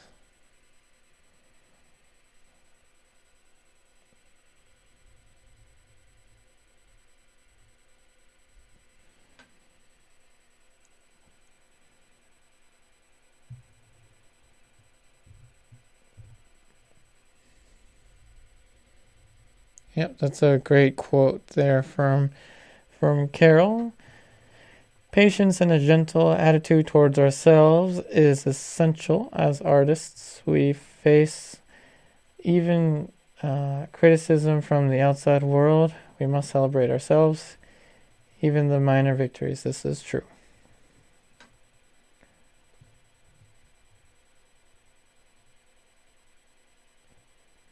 Oh, thanks for your compliment. 0C8. Let's see.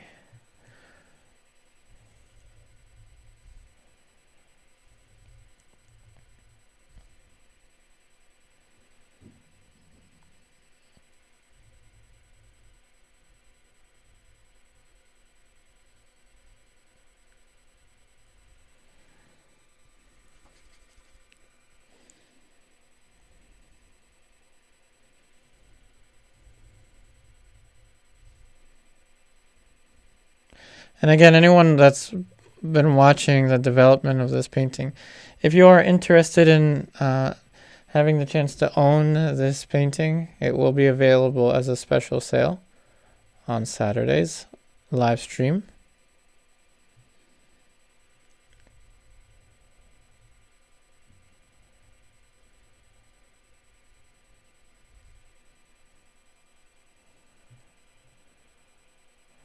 Hey, Dipti, oh, thank you.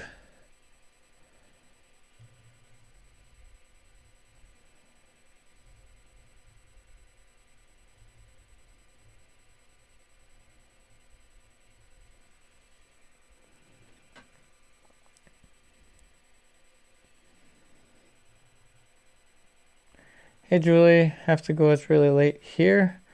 All right, we'll take care. Julie, again, thank you so much for everything you've done for us here as a moderator. So thank you so much, Julie.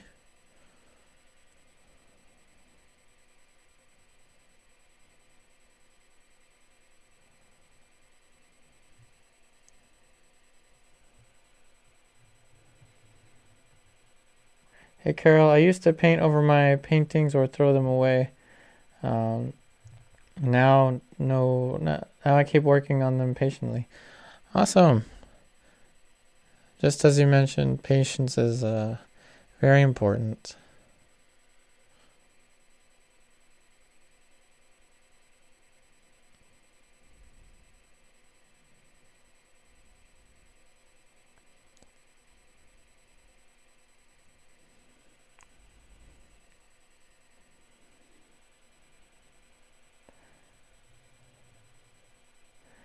Hey, my search net.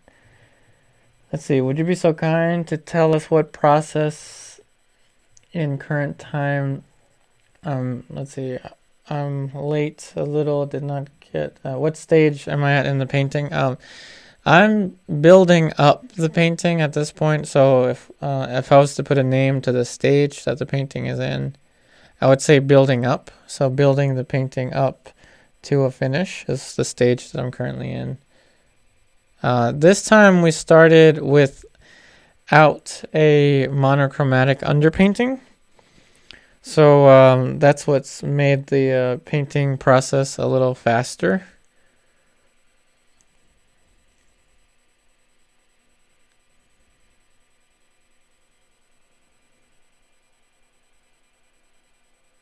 Oh, thanks, Cloudy. Hey, Maryland. I need help to fix my paintings. Any suggestions? Well, what I always recommend my students and everyone here is to do as many self-portraits as possible, because it gives us the opportunity to work from life. Now, part of the online classes does involve having the opportunity to send me images of your artwork each month, original artwork each month.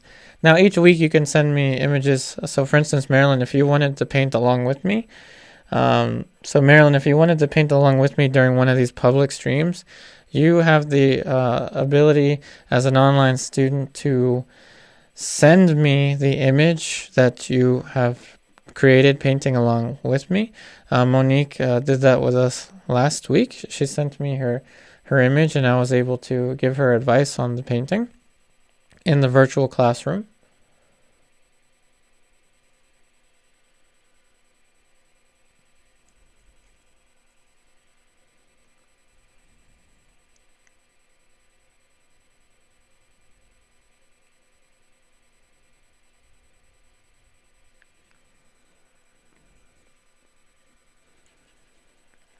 In-wall page. Oh, thank you.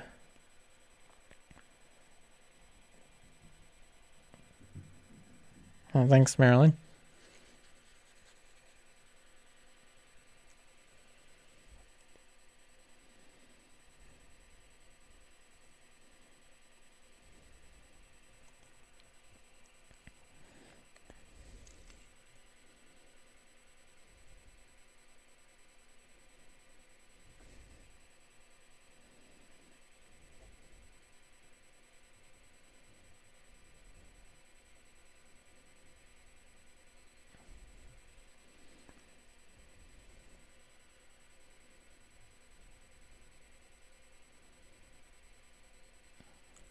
And again, let's hope that this painting sells on Saturday when it's up for sale.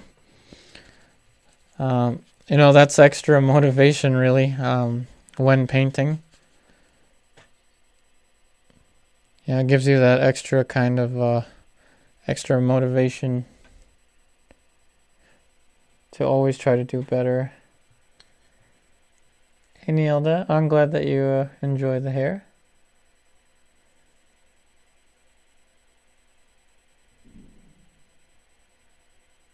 Hey, John Letcher. Oh, yeah. Yeah, sometimes it really does help to stick to one area for a while. But I have been, moving around from time to time.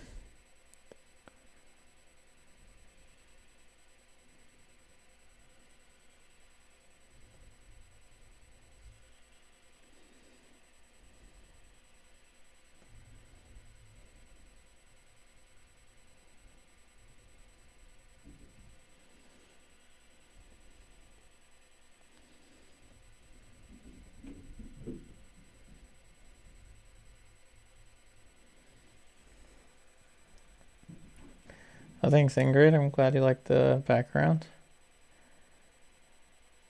Hey, horse help. I will be adding some of those color variations in the background. That's what I'm gonna do to try to add more emphasis to the central figure.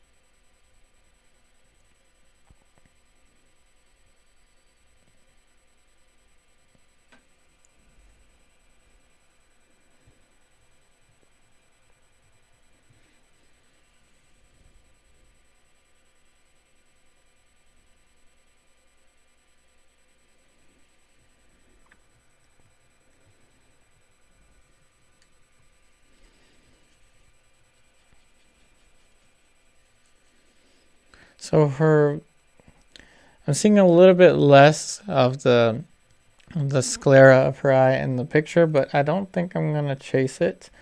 Also, the distance here might be a little wide, but again, I don't think I'm gonna chase it. The axis doesn't look too far off.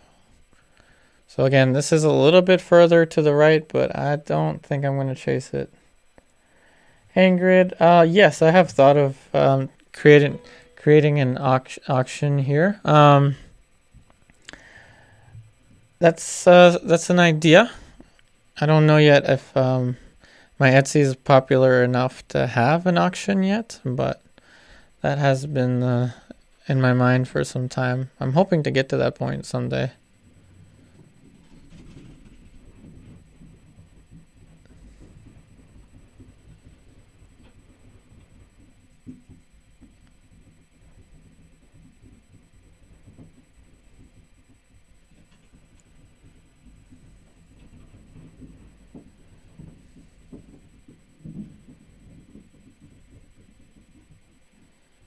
All right, let's get to the background a little bit now. Hey, Ingrid, I hope so. Again, my Etsy is not, not that popular at the moment, but I hope that the audience grows. Hey, Neeks, have you ever sold your art on eBay? No, I haven't used eBay for art sales. Can you even do that? I haven't looked into that. I mainly just use Etsy.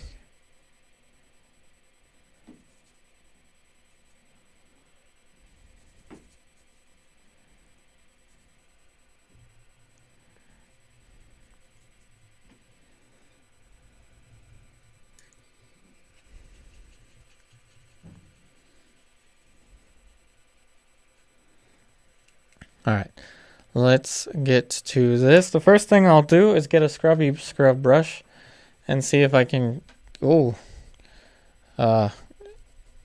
take this out.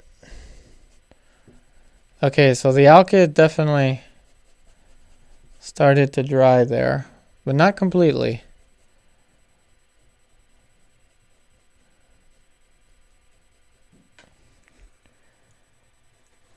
So everyone that wanted the glasses gone, they are gone. And I agree, they look a little strange in the composition. And let's put in a bright pink now.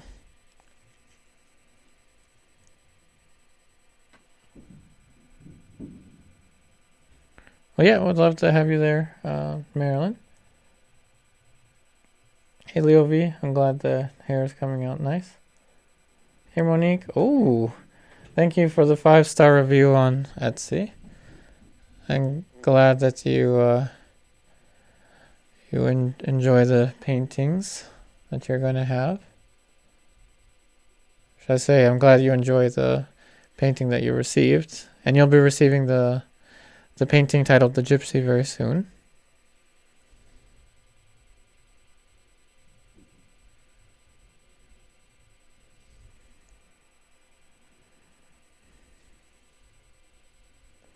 Now, of course, there's that really brilliant red there, so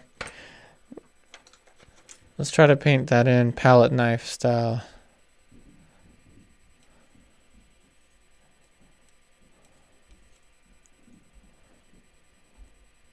Since now we know that the palette knife colors will dry in time.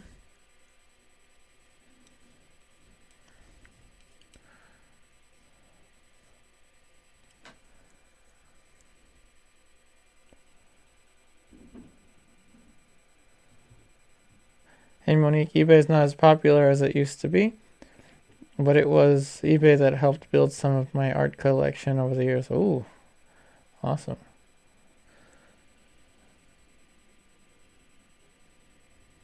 Oh yes, it's time to bring the radiance, bring even more radiance to this painting.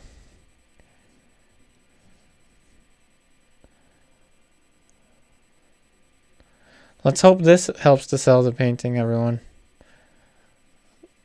The radiance to the background.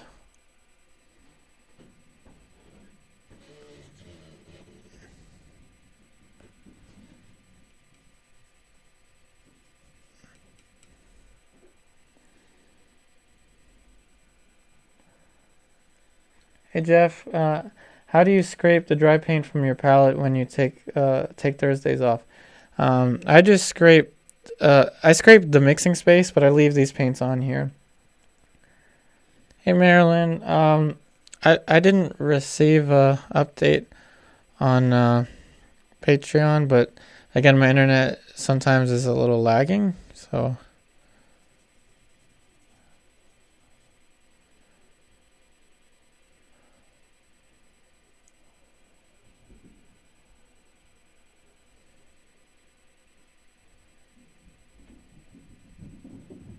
Let me check for you first, just a second here.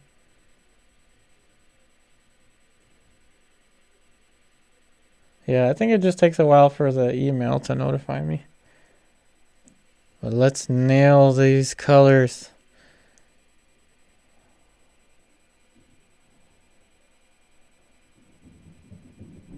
Hey Charles, since large paintings are not cost effective from a business standpoint, do you feel discouraged from working on them even though you may want to? For instance, I just started a larger self-portrait yesterday, so I do paint on larger formats. You're right. For me to be able to sell a large format painting it's not really practical, but I enjoy painting them.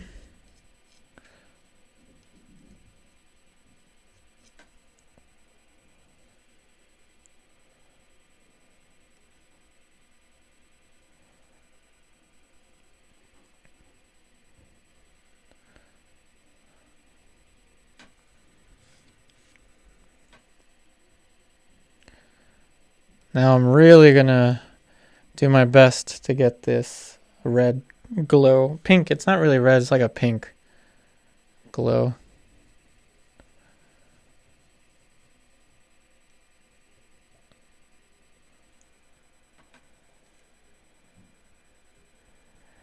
Hey Enrique Gomes, do you have any tips for lack of courage in going to paint a finished thanks for watching from Brazil. So when it comes to the courage to paint, I think the best thing to do is to simply just paint. Get a panel and just paint the nearest object near you. Oftentimes the hard part, I will admit, is figuring out what to paint. And sometimes I get so frustrated because I don't know what I'm going to paint. But sometimes I find that I'm just too picky when it comes to what I want to paint. I don't know. I mean, that's my advice for you.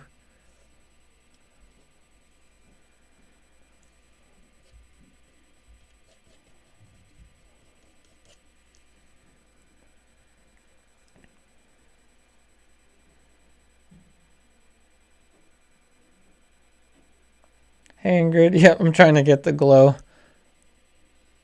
Maybe if I paint this glow well enough, the painting will sell on Saturday.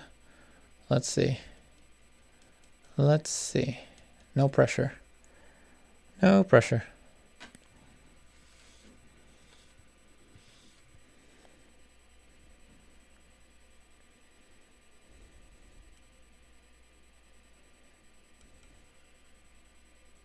So I'm going to have to mix an orange color.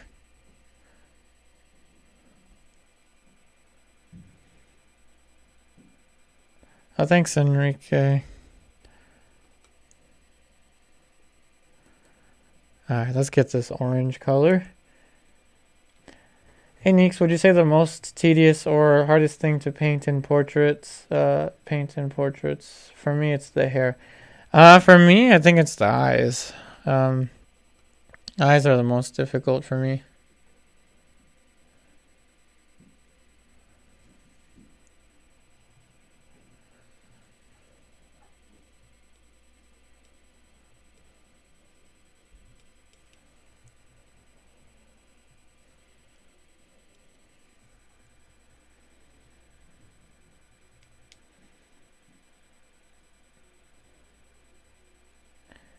Hey Ingrid, would you add a little orange to the background? Um, I think so, but right now I'm just trying to focus on this rim lighting. There definitely has to be a little bit of light here, and orange light in the background.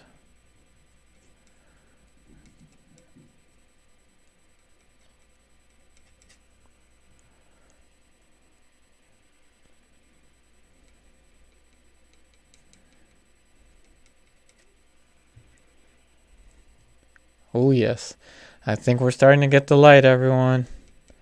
Fingers crossed. If I paint this well enough, we might actually make a sale on Saturday. Somebody out there is going to want this painting. Yeah, the eyes are definitely challenging.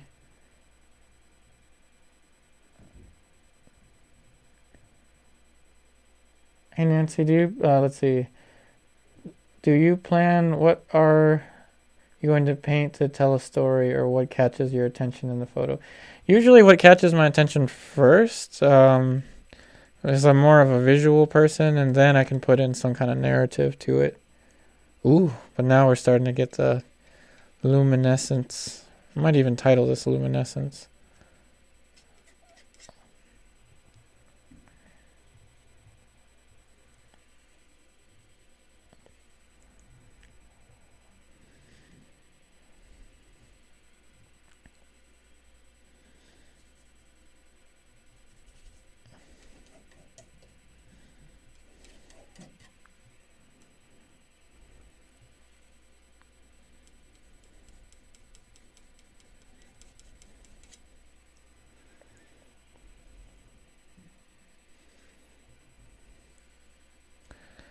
And of course, there's all those details for the hair that I'm going to have to get to at some point.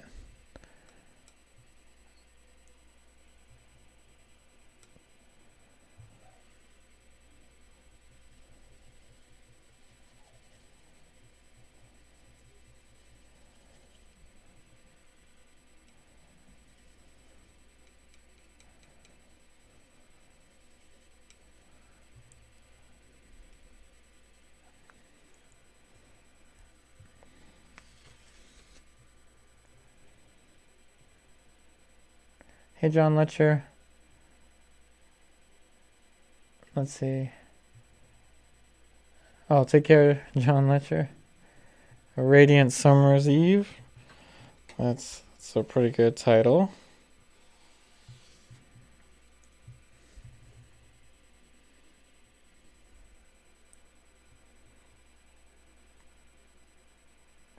Hey, Marshall, when painting, the only person I have to impress is me.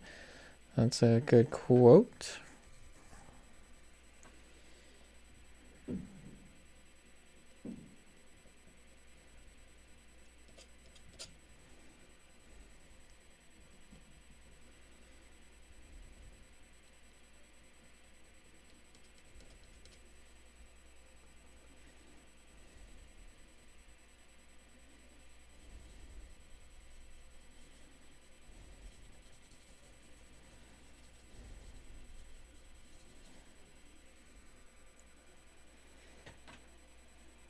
Hey, Charles Ward. Oh, I'm glad that you think this is one of the best ones. Hey, Angela. My first portrait, my teacher had to paint the eyes for me. I tried so many times, got nervous, and finished. Yeah, the eyes definitely are the most challenging for me.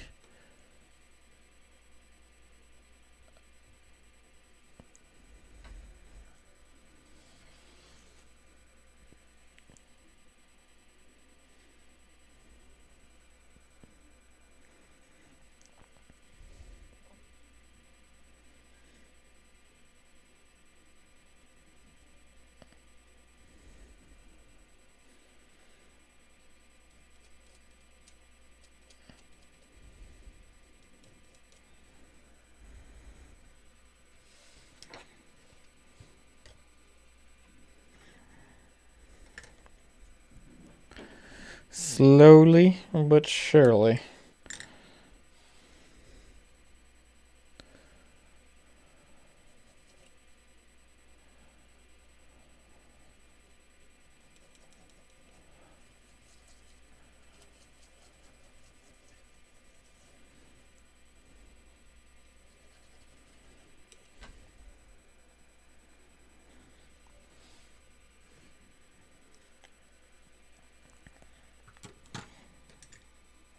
I'm glad that I made the decision to start this one with color, because having to try and build up all of these color layers in 3 sessions would have been very difficult. Very difficult if I started in monochrome. Hey Angela, I'm glad you like the inclusion of the palette knife. I do use it from time to time, especially when I need to add as much paint as I had to in the background. So yeah, speaking of palette knife, definitely gonna use it now to add more stuff in the background.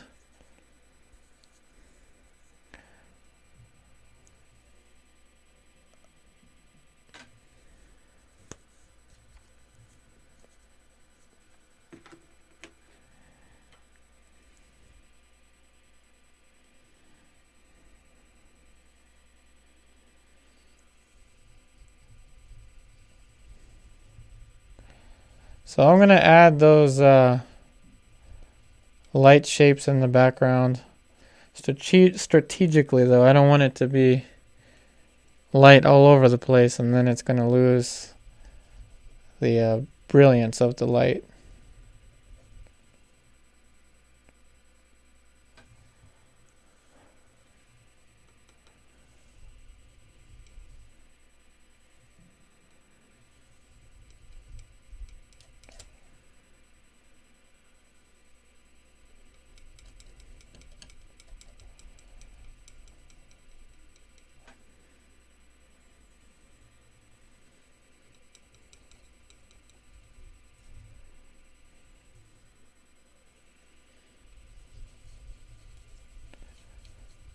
Ooh, this is nice. Layering the palette knife colors in the background. Very fun. Very, very fun.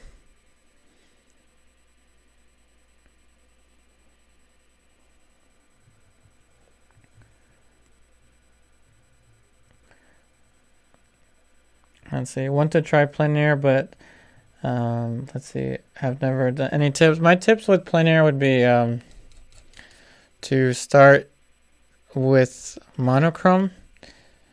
I know that the thing about plein air is to want to paint all the colors, some like this one, but my tips with plein air would be to start off with, say, like 5 main values and just paint a value study,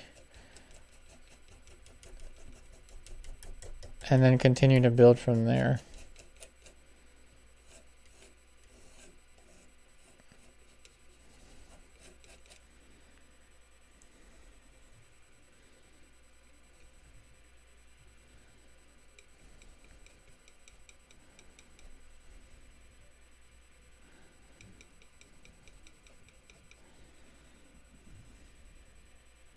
So the background is going to be fairly abstracted.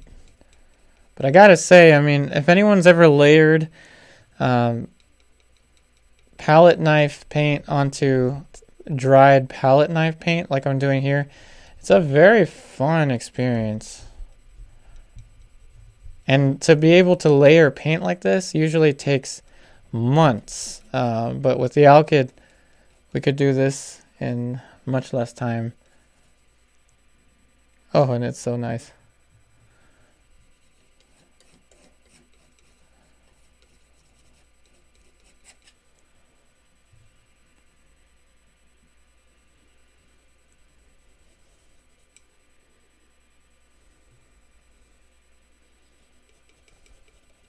Whoops.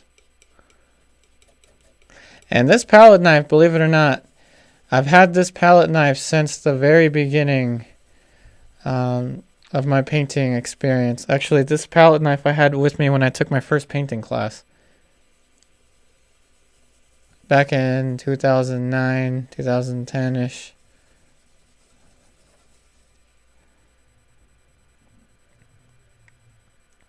Hey, Harjot.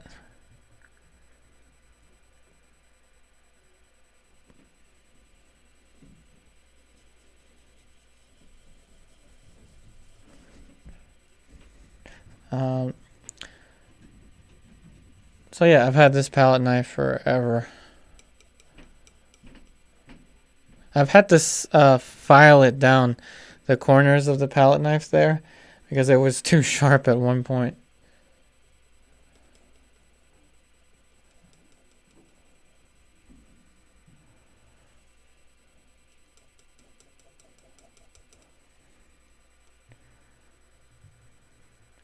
Hey Ingrid, oh thank you.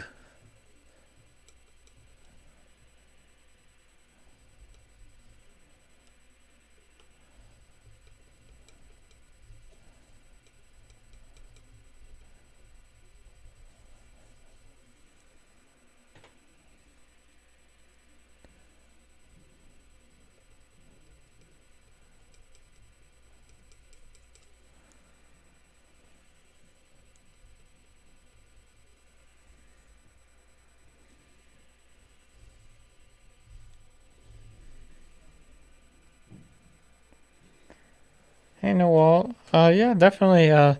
Sunday, why did I say Saturday? This painting will be available as a special sale. So if you do decide to purchase this painting that you're seeing here, you will also get a, in the same box, you will have a free painting study on a sheet of canvas. And this painting will be available at a first come, first serve basis. Yep, it will be listed at the same price as the painting that's available during this stream as a special sale.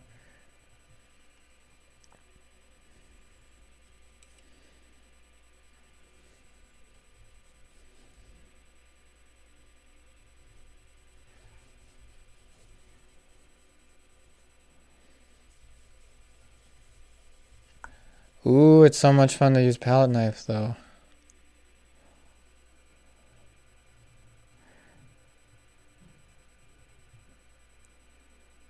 No, Arjad, it's not sold. This one has not been sold yet. So once the stream goes live on Saturday, then you'll know that the painting is available for sale on Etsy as the special sale.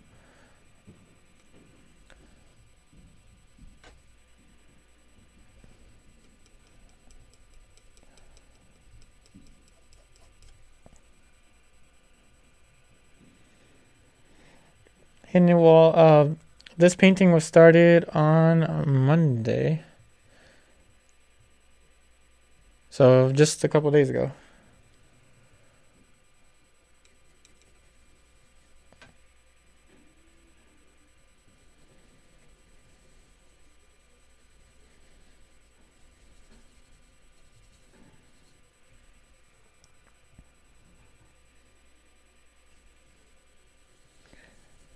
Of course, now that I'm adding all this to the background, I'm going to return to the main light, the glowing portion, and try to push the glow even further. Basically maxing out at the brightest light possible. It's as bright as the sun.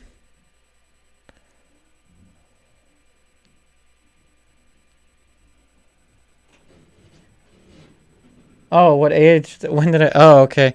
I was 17, 18 when I started. I remember because I had to sign, have like a parent sign a waiver or whatever, so I could take figure drawing classes. So I started when I was 17.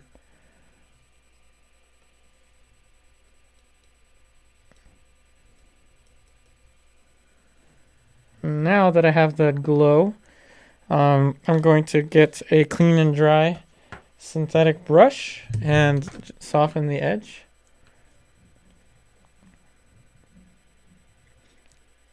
Hey Alonzo, thank you.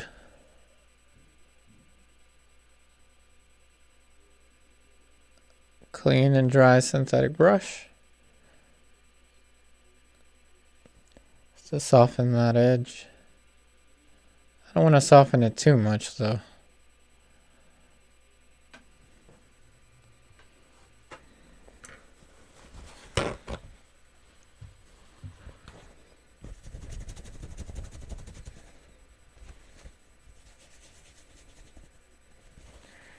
Hey Harja. Yeah, man, I miss those old studio sessions. I miss all of those sessions.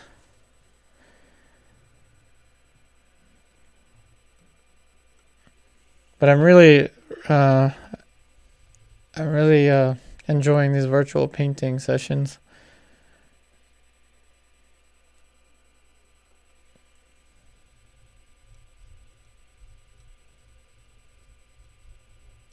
And now let's paint some of the texture or the planes for the hair.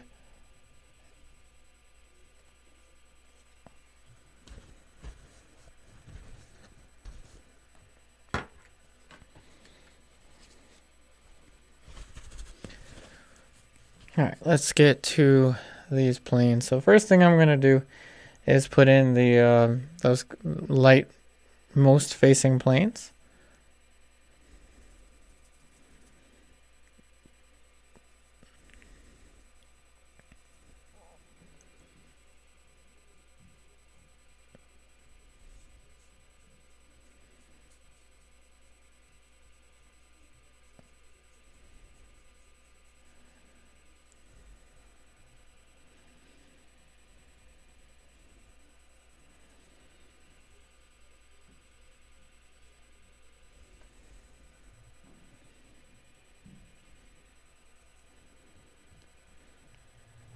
Hey Harjot, the painting reference group. If you mean the Facebook one, I have to figure out some things with that Facebook photo reference group.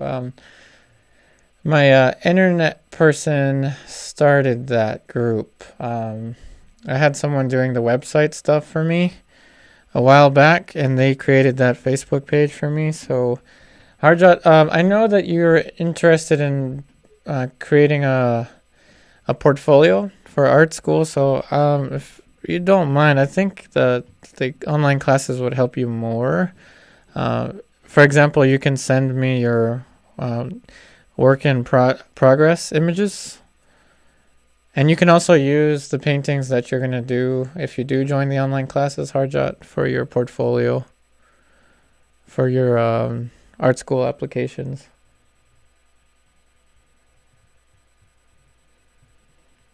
Hey Neeks, I think an interesting video idea would be where you show us your art from when you first started up until up to now to show how you've improved. Oh, thanks. I still have my first oil painting in this house. I still have it. I titled it "Who Moved My Bottle?" I was painting a still life of a bottle with a bunch of background stuff.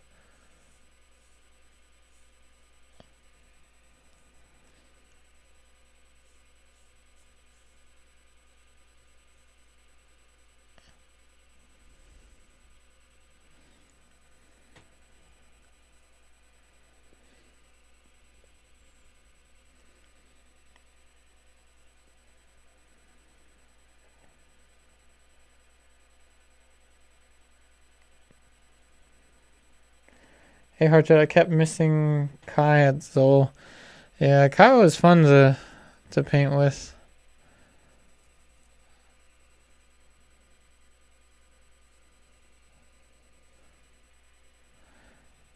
So with the hair, what you're seeing, everyone, is I'm now putting in the light most facing planes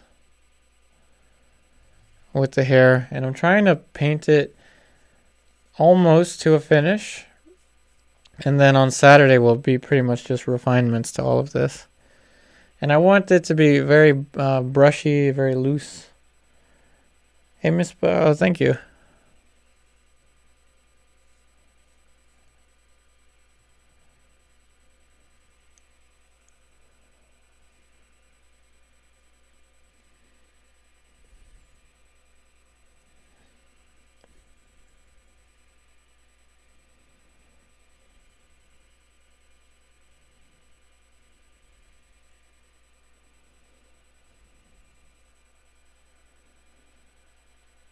Hey Harjot, how come you don't stream every day? I would probably die of exhaustion, I think, if I streamed every day. It is. It does. It is kind of taxing on me. It requires a lot of focus. Now, if I could, I would, but I can't imagine that anyone would want to watch me paint like this every day. I can't imagine that anyone would. I think 3 days a week is probably the safer bet.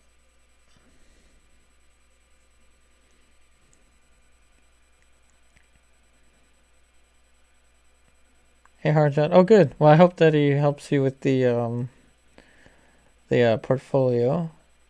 I'm glad that you like the way it looks now, Monique.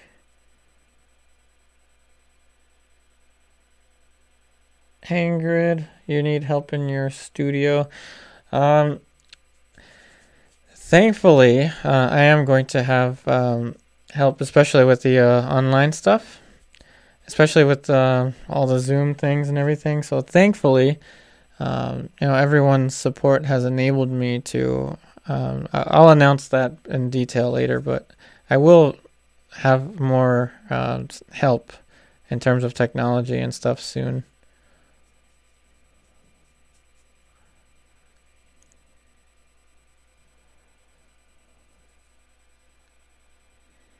Hey Marshall. Oh, you used to. Oh wow, you were watching back when it was daily. Wow. Now that. Wow. I'm gonna change camera angles. So Marshall, thank you so much for watching since the daily days. Wow, that's a long time ago. I used to, for anyone that's wondering, I used to upload YouTube videos 7 days a week. That was before, well, I guess, way before the online classes. And that was a lot of fun, but at the same time, I feel like at a certain point, I think uploading too many videos, I think the algorithm, as I mentioned, when I changed my schedule, the YouTube algorithm doesn't favor that many uploads, I believe. I don't know how it is now, but I don't think the algorithm helps as much. Hey, Nawal, I subscribed and smashed the like button and hit notifications. Thank you, Nawal. So, Nawal, shout out to you. Thank you so much for subscribing to my YouTube channel. I hope that you're enjoying the virtual painting sessions. Again, thank you so much for subscribing. Hey, Harjot, I feel you can push her edges of the hair into the background. Definitely. I'm trying to get to that point here. I do want to push the edges of the hair, you're correct. And I definitely want to add more variation to the hair. So definitely.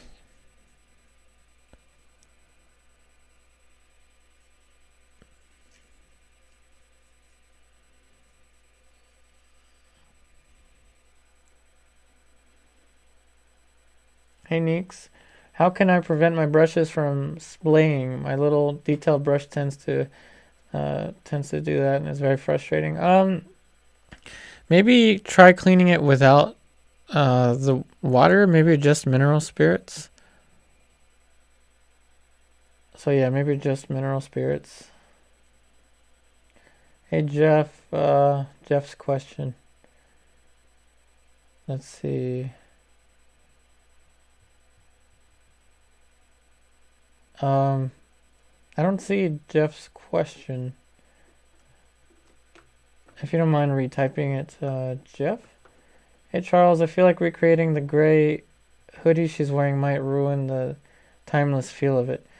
You know, I think you're right. I don't know exactly how I'm going to resolve this. I might leave it to vignette, but definitely it's going to need some kind of shadow here. Let's see, what have I missed here? Oh, there's his question. Yeah, I don't know how to adjust it. Hey Kathy, I enjoy seeing all the critiques for the class. I learned so much from everyone. Yep, the virtual classroom again is such a wonderful experience in the online classes.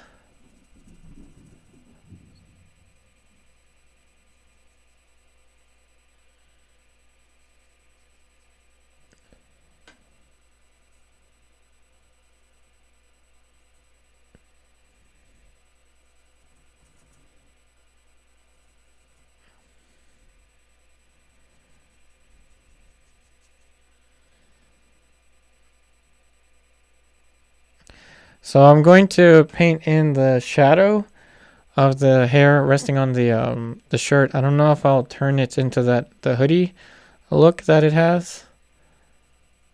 But for now, definitely the shadow needs some explaining.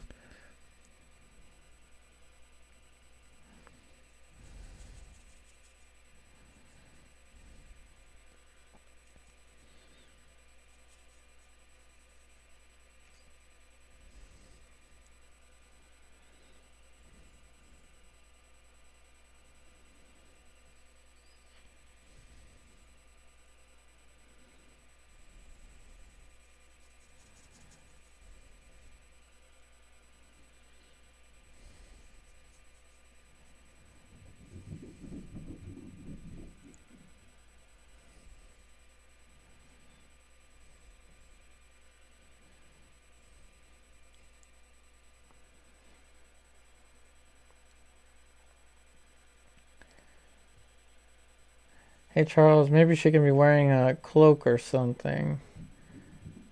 Maybe, I don't know. Hey Marilyn, you're going to sell that one for sure, hopefully.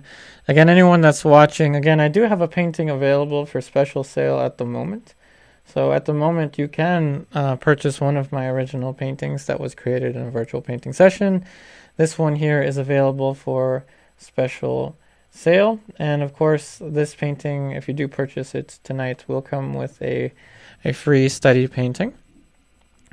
But also, this painting will be available for sale for the first time on Saturday, this coming Saturday.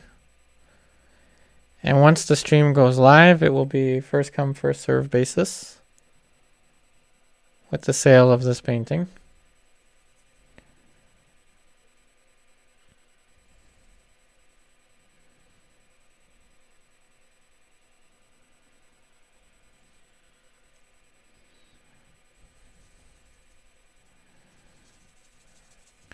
And wish me luck, everyone. Let's see if it sells.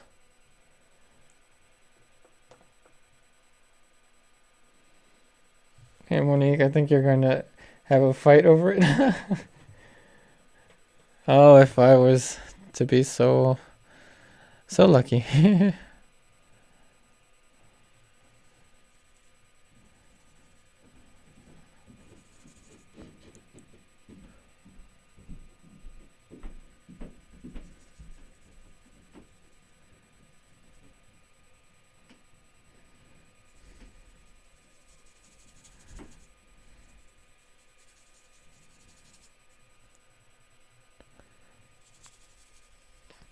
So I think what I'm going to do with the clothing here is probably just leave this to vignette.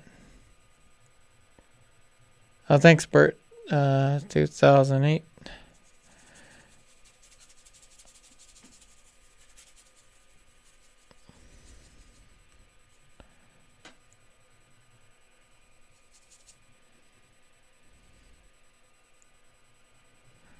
How did I go from working on the hair to the shoulder? Again, I'm going to let some of the brush strokes show through. And some of the background show through, that is. But I'm probably going to leave this to vignette. And then, of course, a lot of the mystery is going to be solved when I paint in the hair down here.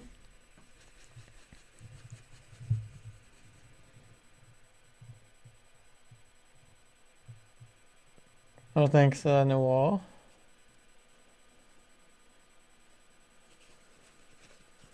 Yep, and as Kathy mentioned, the painting, if you do decide to purchase a painting from me, you will also receive a certificate of authenticity, matching signature on it.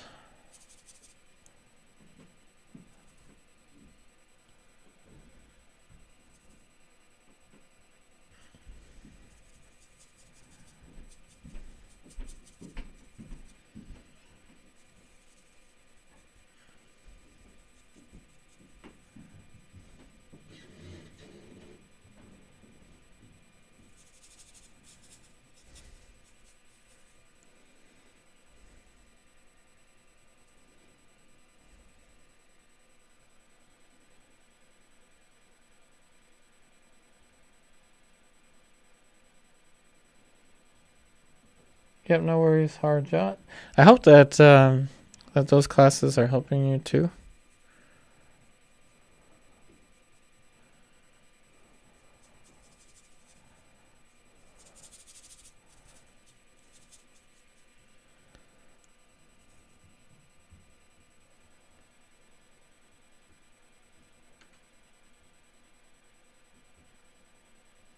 Let's see. Hey Charles, I'm glad the purple works well.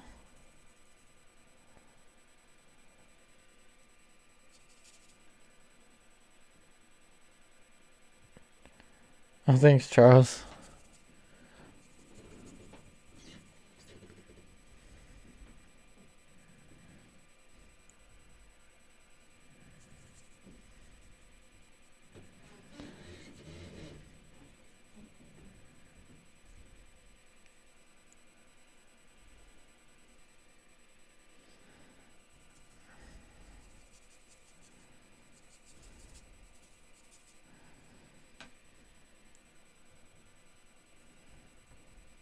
So once I cover this and then put a few more highlights for the hair, the painting should be good to let dry and then finish it and have it for sale on Saturday. So if you're eyeballing this painting and you really would like the chance to own it, around 5 or 5:30, if you want to check my Etsy, you may be able to see it as soon as I post it on Etsy, and then you'd be able to purchase it before anyone else can look at it. So it's a first come first serve basis. Oh, thanks, Kathy. Oh, thanks, Christiana.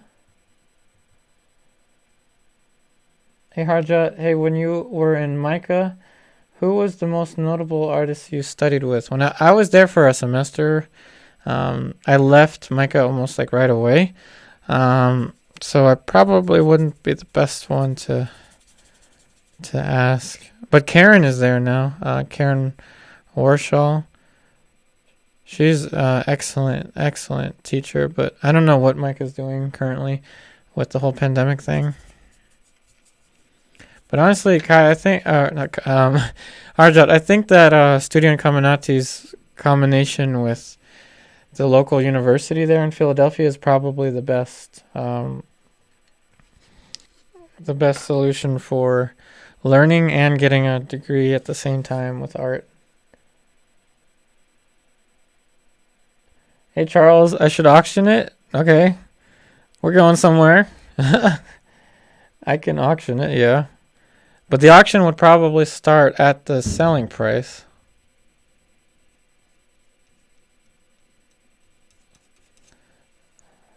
I don't mind a bidding war. I don't mind at all.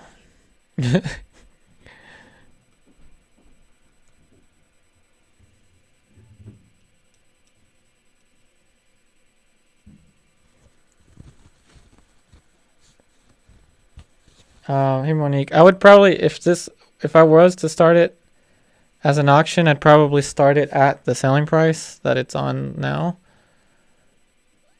Just because I have recently lowered my prices for paintings, so I couldn't sell a painting any lower than that.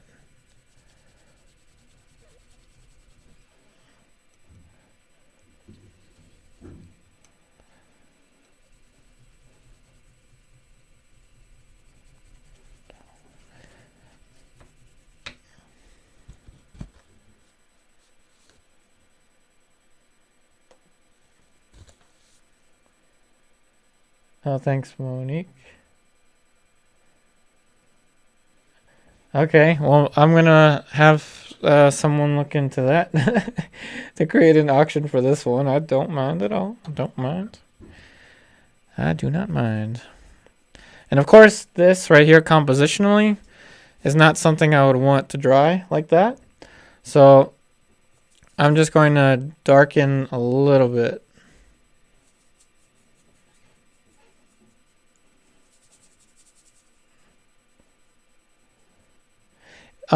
In the frame, this part won't show. at the very bottom, but I like to cover it anyway.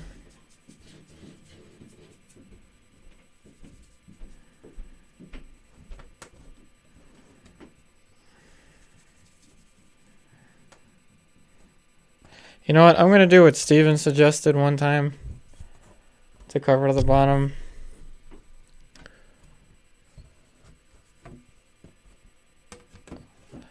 Just going to flip it over. So I'm just trying to cover the bottom of the painting. And yeah, I like to leave some areas like that to vignette. So if everyone wants to see an auction for this one on Saturday, I'll look into that. Let's see what happens.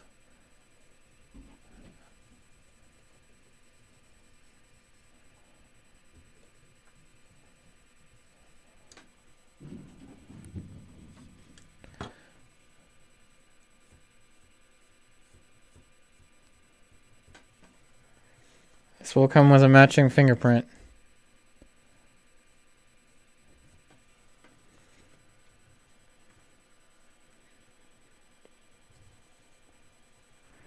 Let's see.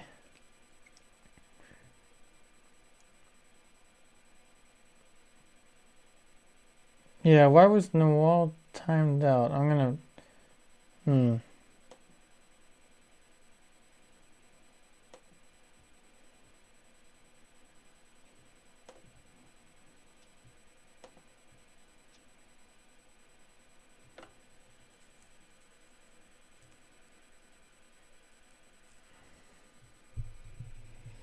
Alright, let's rotate this now that I've covered the bottom.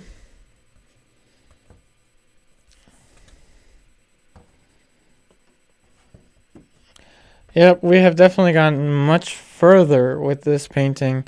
Again, since we started with color on Monday.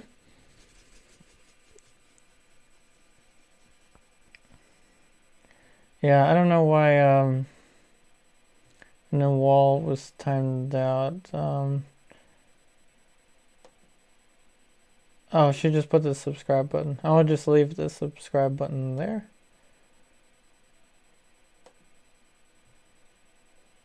Hey Bruce Jacobs, where are you painting from?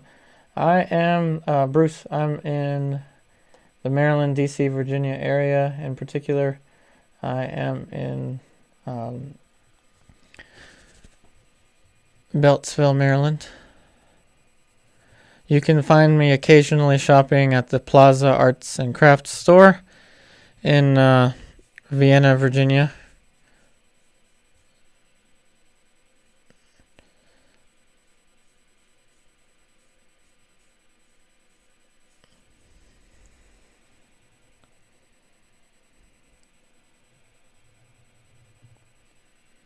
Yeah, I definitely need to move the hair down a little more.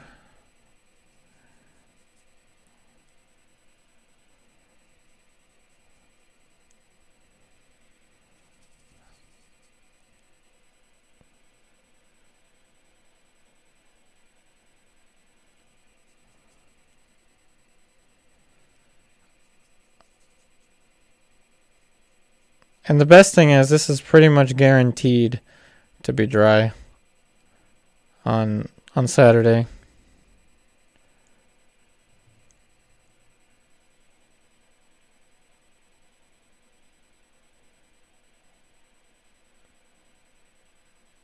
Oh, thanks, Charles.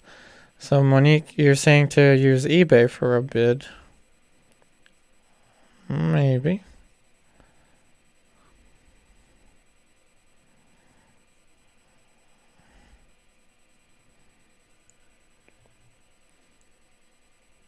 But I think we'll just stick with Etsy.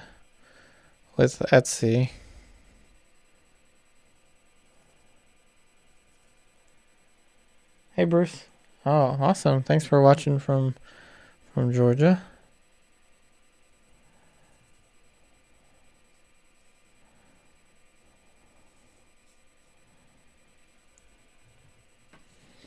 Alright, I need more alizarin, permanent alizarin.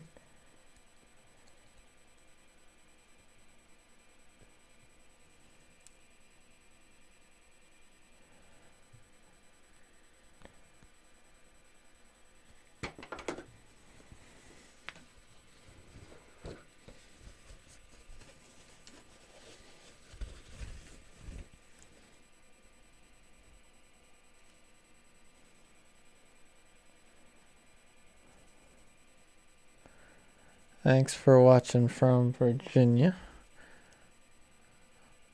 Harjot.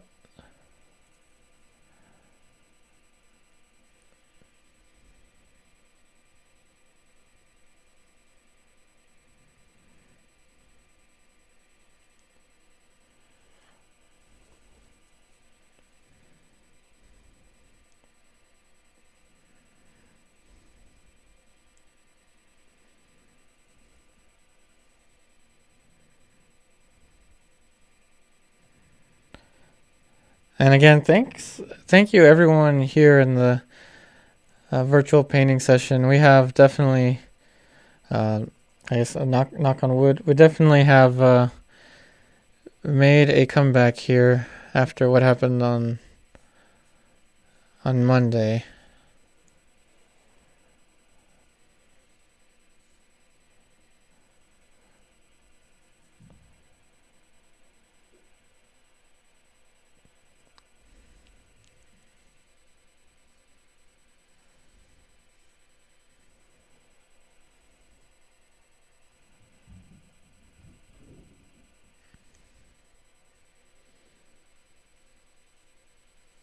So anyone that may be watching this in the Maryland, DC, Virginia area, when the world opens up, hopefully I'll be able to host some meet and greets and things like that.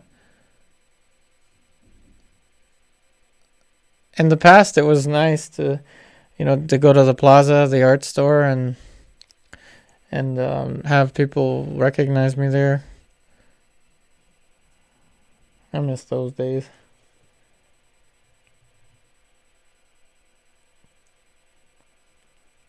Thanks, Noel. I think Ingrid, I think that's the subscribe button for the YouTube channel.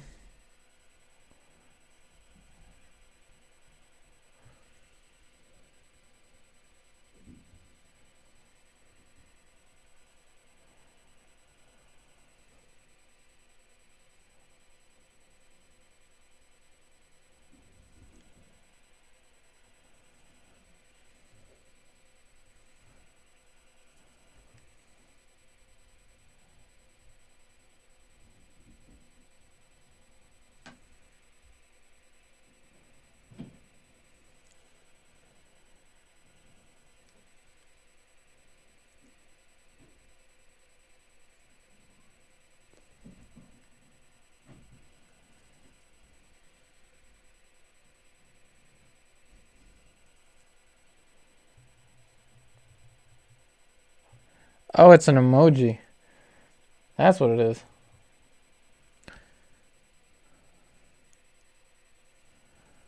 Thanks, Harjot, for pointing that out. Hey, Monique, I remember seeing your prize videos a couple years ago, and from time to time, and then I newly discovered these virtual painting streams late September. Awesome. Thanks for watching from way back then.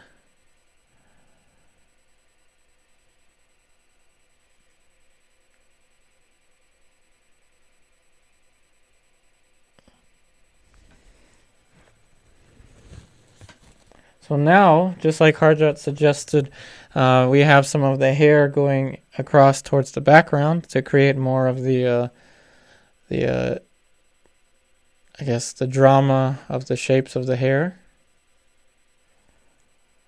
So there's more interest in the composition.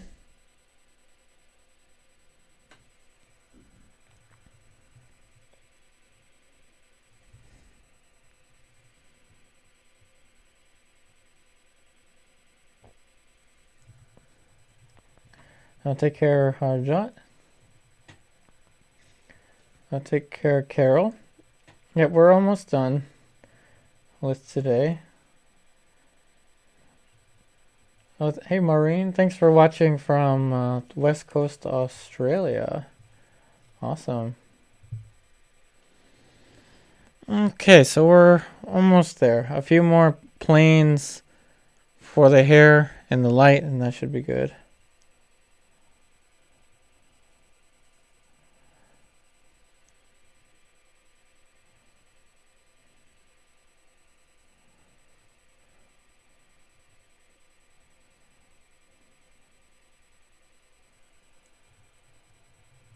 Hey, Supna. Oh, thank you. Hey, Lilu. Oh, thank you.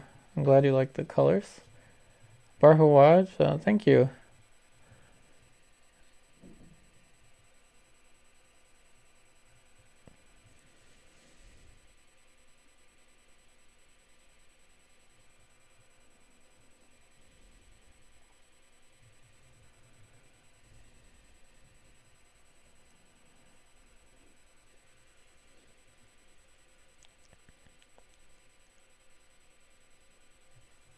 Oh, thank you so much for your super chat, Kathy.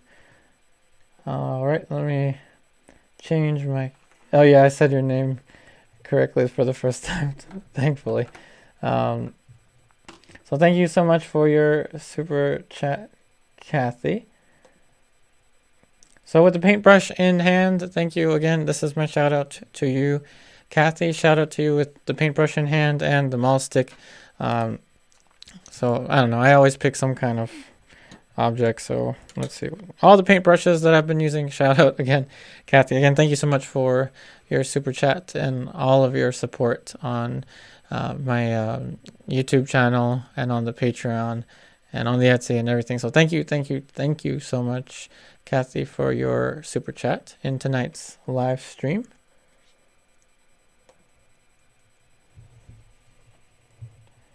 Thank you so much, Kathy.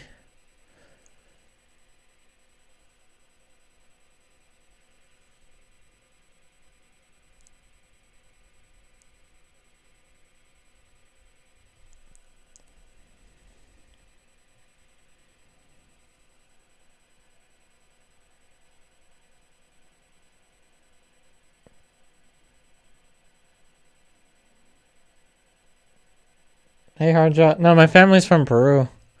So I'm of Peruvian descent. Born and raised in the Maryland, DC, Virginia area. But my family is of Peruvian descent.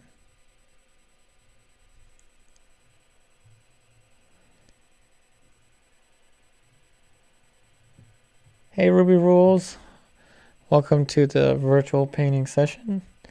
I'm just adding a few more shapes of light on the hair before letting this dry, and we will be finishing this painting on Saturday.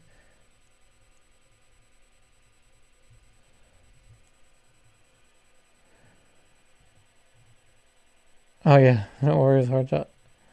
Hey, Agustina, sí puedo hablar un poquito, pero no, casi nada. Oh, hey, Blue Dragon. Thanks for watching from Peru. Oh, yeah, yuca fries are pretty good.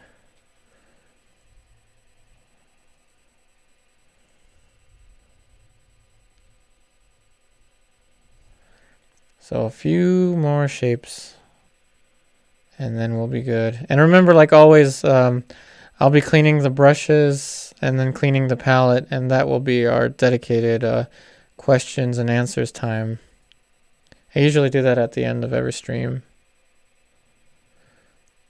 So that is pretty much going to happen after, I guess, this brush mark. Okay. All right, so that should be good to let dry, and we will be completing this painting on Saturday. It will be available for the special sale on Saturday. So as soon as you see that I'm streaming, that's your cue to know that the painting will be for sale. So let's see. Have I been to Machu Picchu, Monique? Nope, I haven't been there. I've only ever been to Lima. All right, so now what I'm going to do, everyone, is clean off the brushes that I've used. Ingrid, Zoom and Patreon going to be... we're still in the works, but I think that it's going to be an extra 2 tiers that is going to be added to Patreon. Very similar to how the virtual classroom is. Hey, Agustina, I love to see how you paint. Are you using 3 camera angles, 3 cameras, palette, model? No, this is just the photograph of the model. I'm using just 2 cameras. So there is, so for instance, I'm going to change camera angle. So this is the me camera. I'm actually going to be cleaning off these brushes and answering any questions. So again, this is our dedicated questions and answers time. The painting is now good to let dry to complete it on Saturday. So yeah, I just have 2 camera angles. This is a camcorder. As you're seeing, the quality isn't as high resolution as this one. So you can see the transitions between the different camera angles. So camcorder, DSLR, camcorder, DSLR.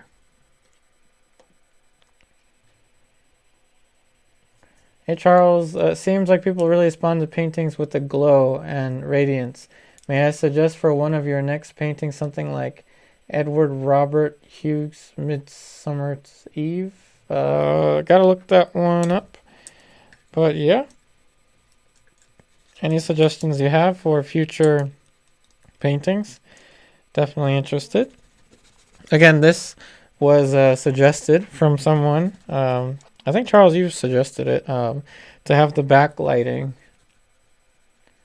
Hey Blue Dragon, I don't have a switcher. It's just OBS.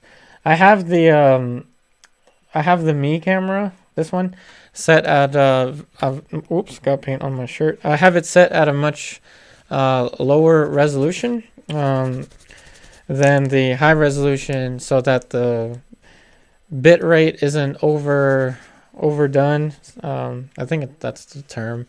I just have it set so that with these 2 camera angles, all I have to do is press the button here and change between scenes, so that I don't have to use the switcher. If I had a 3rd camera angle, then I would probably need a switcher.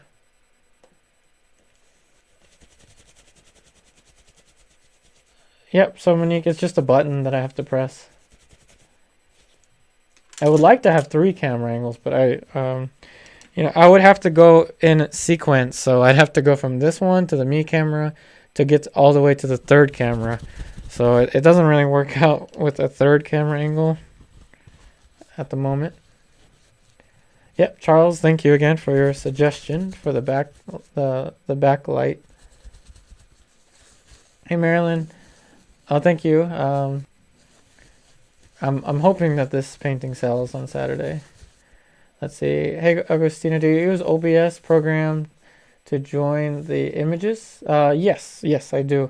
And it's fun because I can control it. So for instance, so I can do something like this, like a magic trick. Hold on. And you want to see another magic trick? Hold on. Let's see if I can get it to work. Okay, so I'm going to pretend like I'm grabbing the image. Oops. See, I messed up.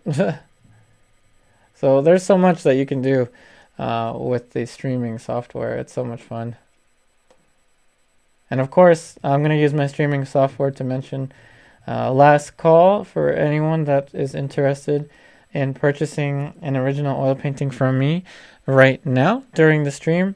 Again, the link is posted again in the chat. So yep, OBS allows me to do all of this. And I'm thinking I might switch to OBS, Streamlabs OBS, so I can do cross-platform streaming on both Twitch, Facebook, and YouTube at the same time. So I am also looking into that.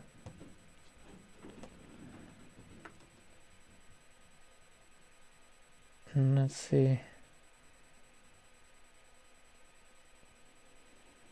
Hey Charles, Midsummer's Eve is one of a nighttime setting with a soft glowy light. Yeah, I'll look into that. Hey Ninja Gamer. So this is our questions and answers time, everyone. So feel free to ask me any questions. Let's see. Yeah, feel free to ask me any questions while I clean the palette here. Hey Ninja, doing pretty good. Hey Marilyn, the classes are designed for anyone at any stage. In particular, if you are a complete beginner, then that is probably one of the most Project 2 is probably the most beginner friendly, but many of the students can vouch for me that the classes are designed very step by step. So I explain the process of every painting that we do.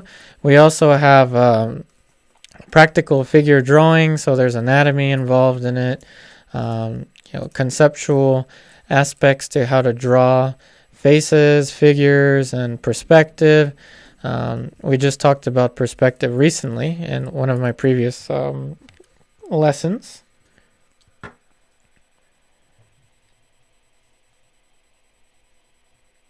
Let's see, Blue Dragon, your stream is very good. Indeed, my question is, you don't need natural light for color accuracy. When painters are interweaved, they always have studios with lots of natural light. Unfortunately, I don't have a window here. I hope to have a studio one day that has a window. That's like one of my kind of like bucket list things to have as a painter. Whoops. I use a warm light and a cool light. So I have a cool photography light and a adjustable temperature LED light that's set to be a little warmer. And then I have the lighting in the studio as well.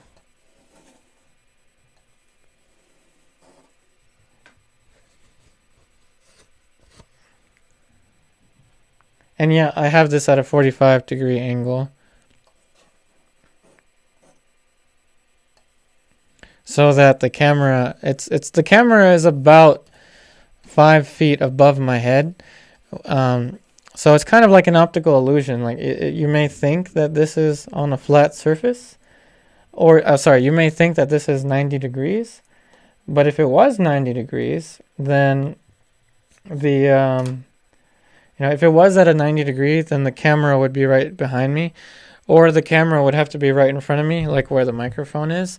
So instead of having the camera right in front of me, I have the painting set at a 45-degree angle, and the camera all the way up there, 5 feet above my head, and zoomed towards the painting to try to eliminate any kind of photographic distortion.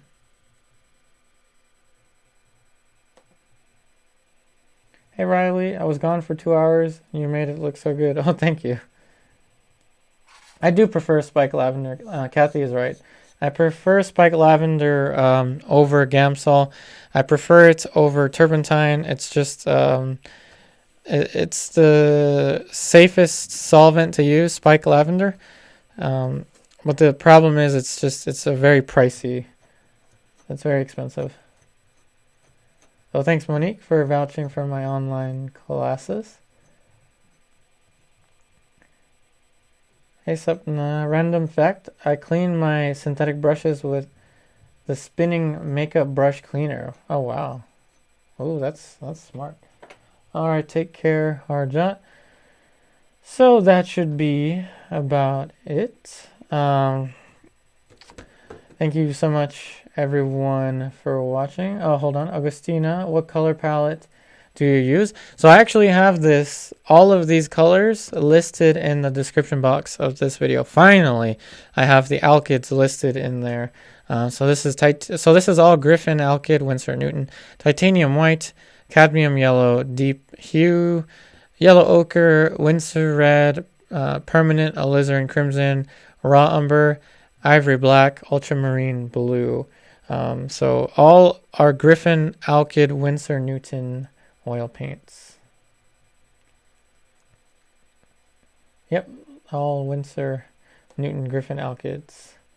So everything is clean, so I will take care of now. So this is me officially saying that I'm going to sign out now. So thank you so much, everyone that has been watching, leaving a comment.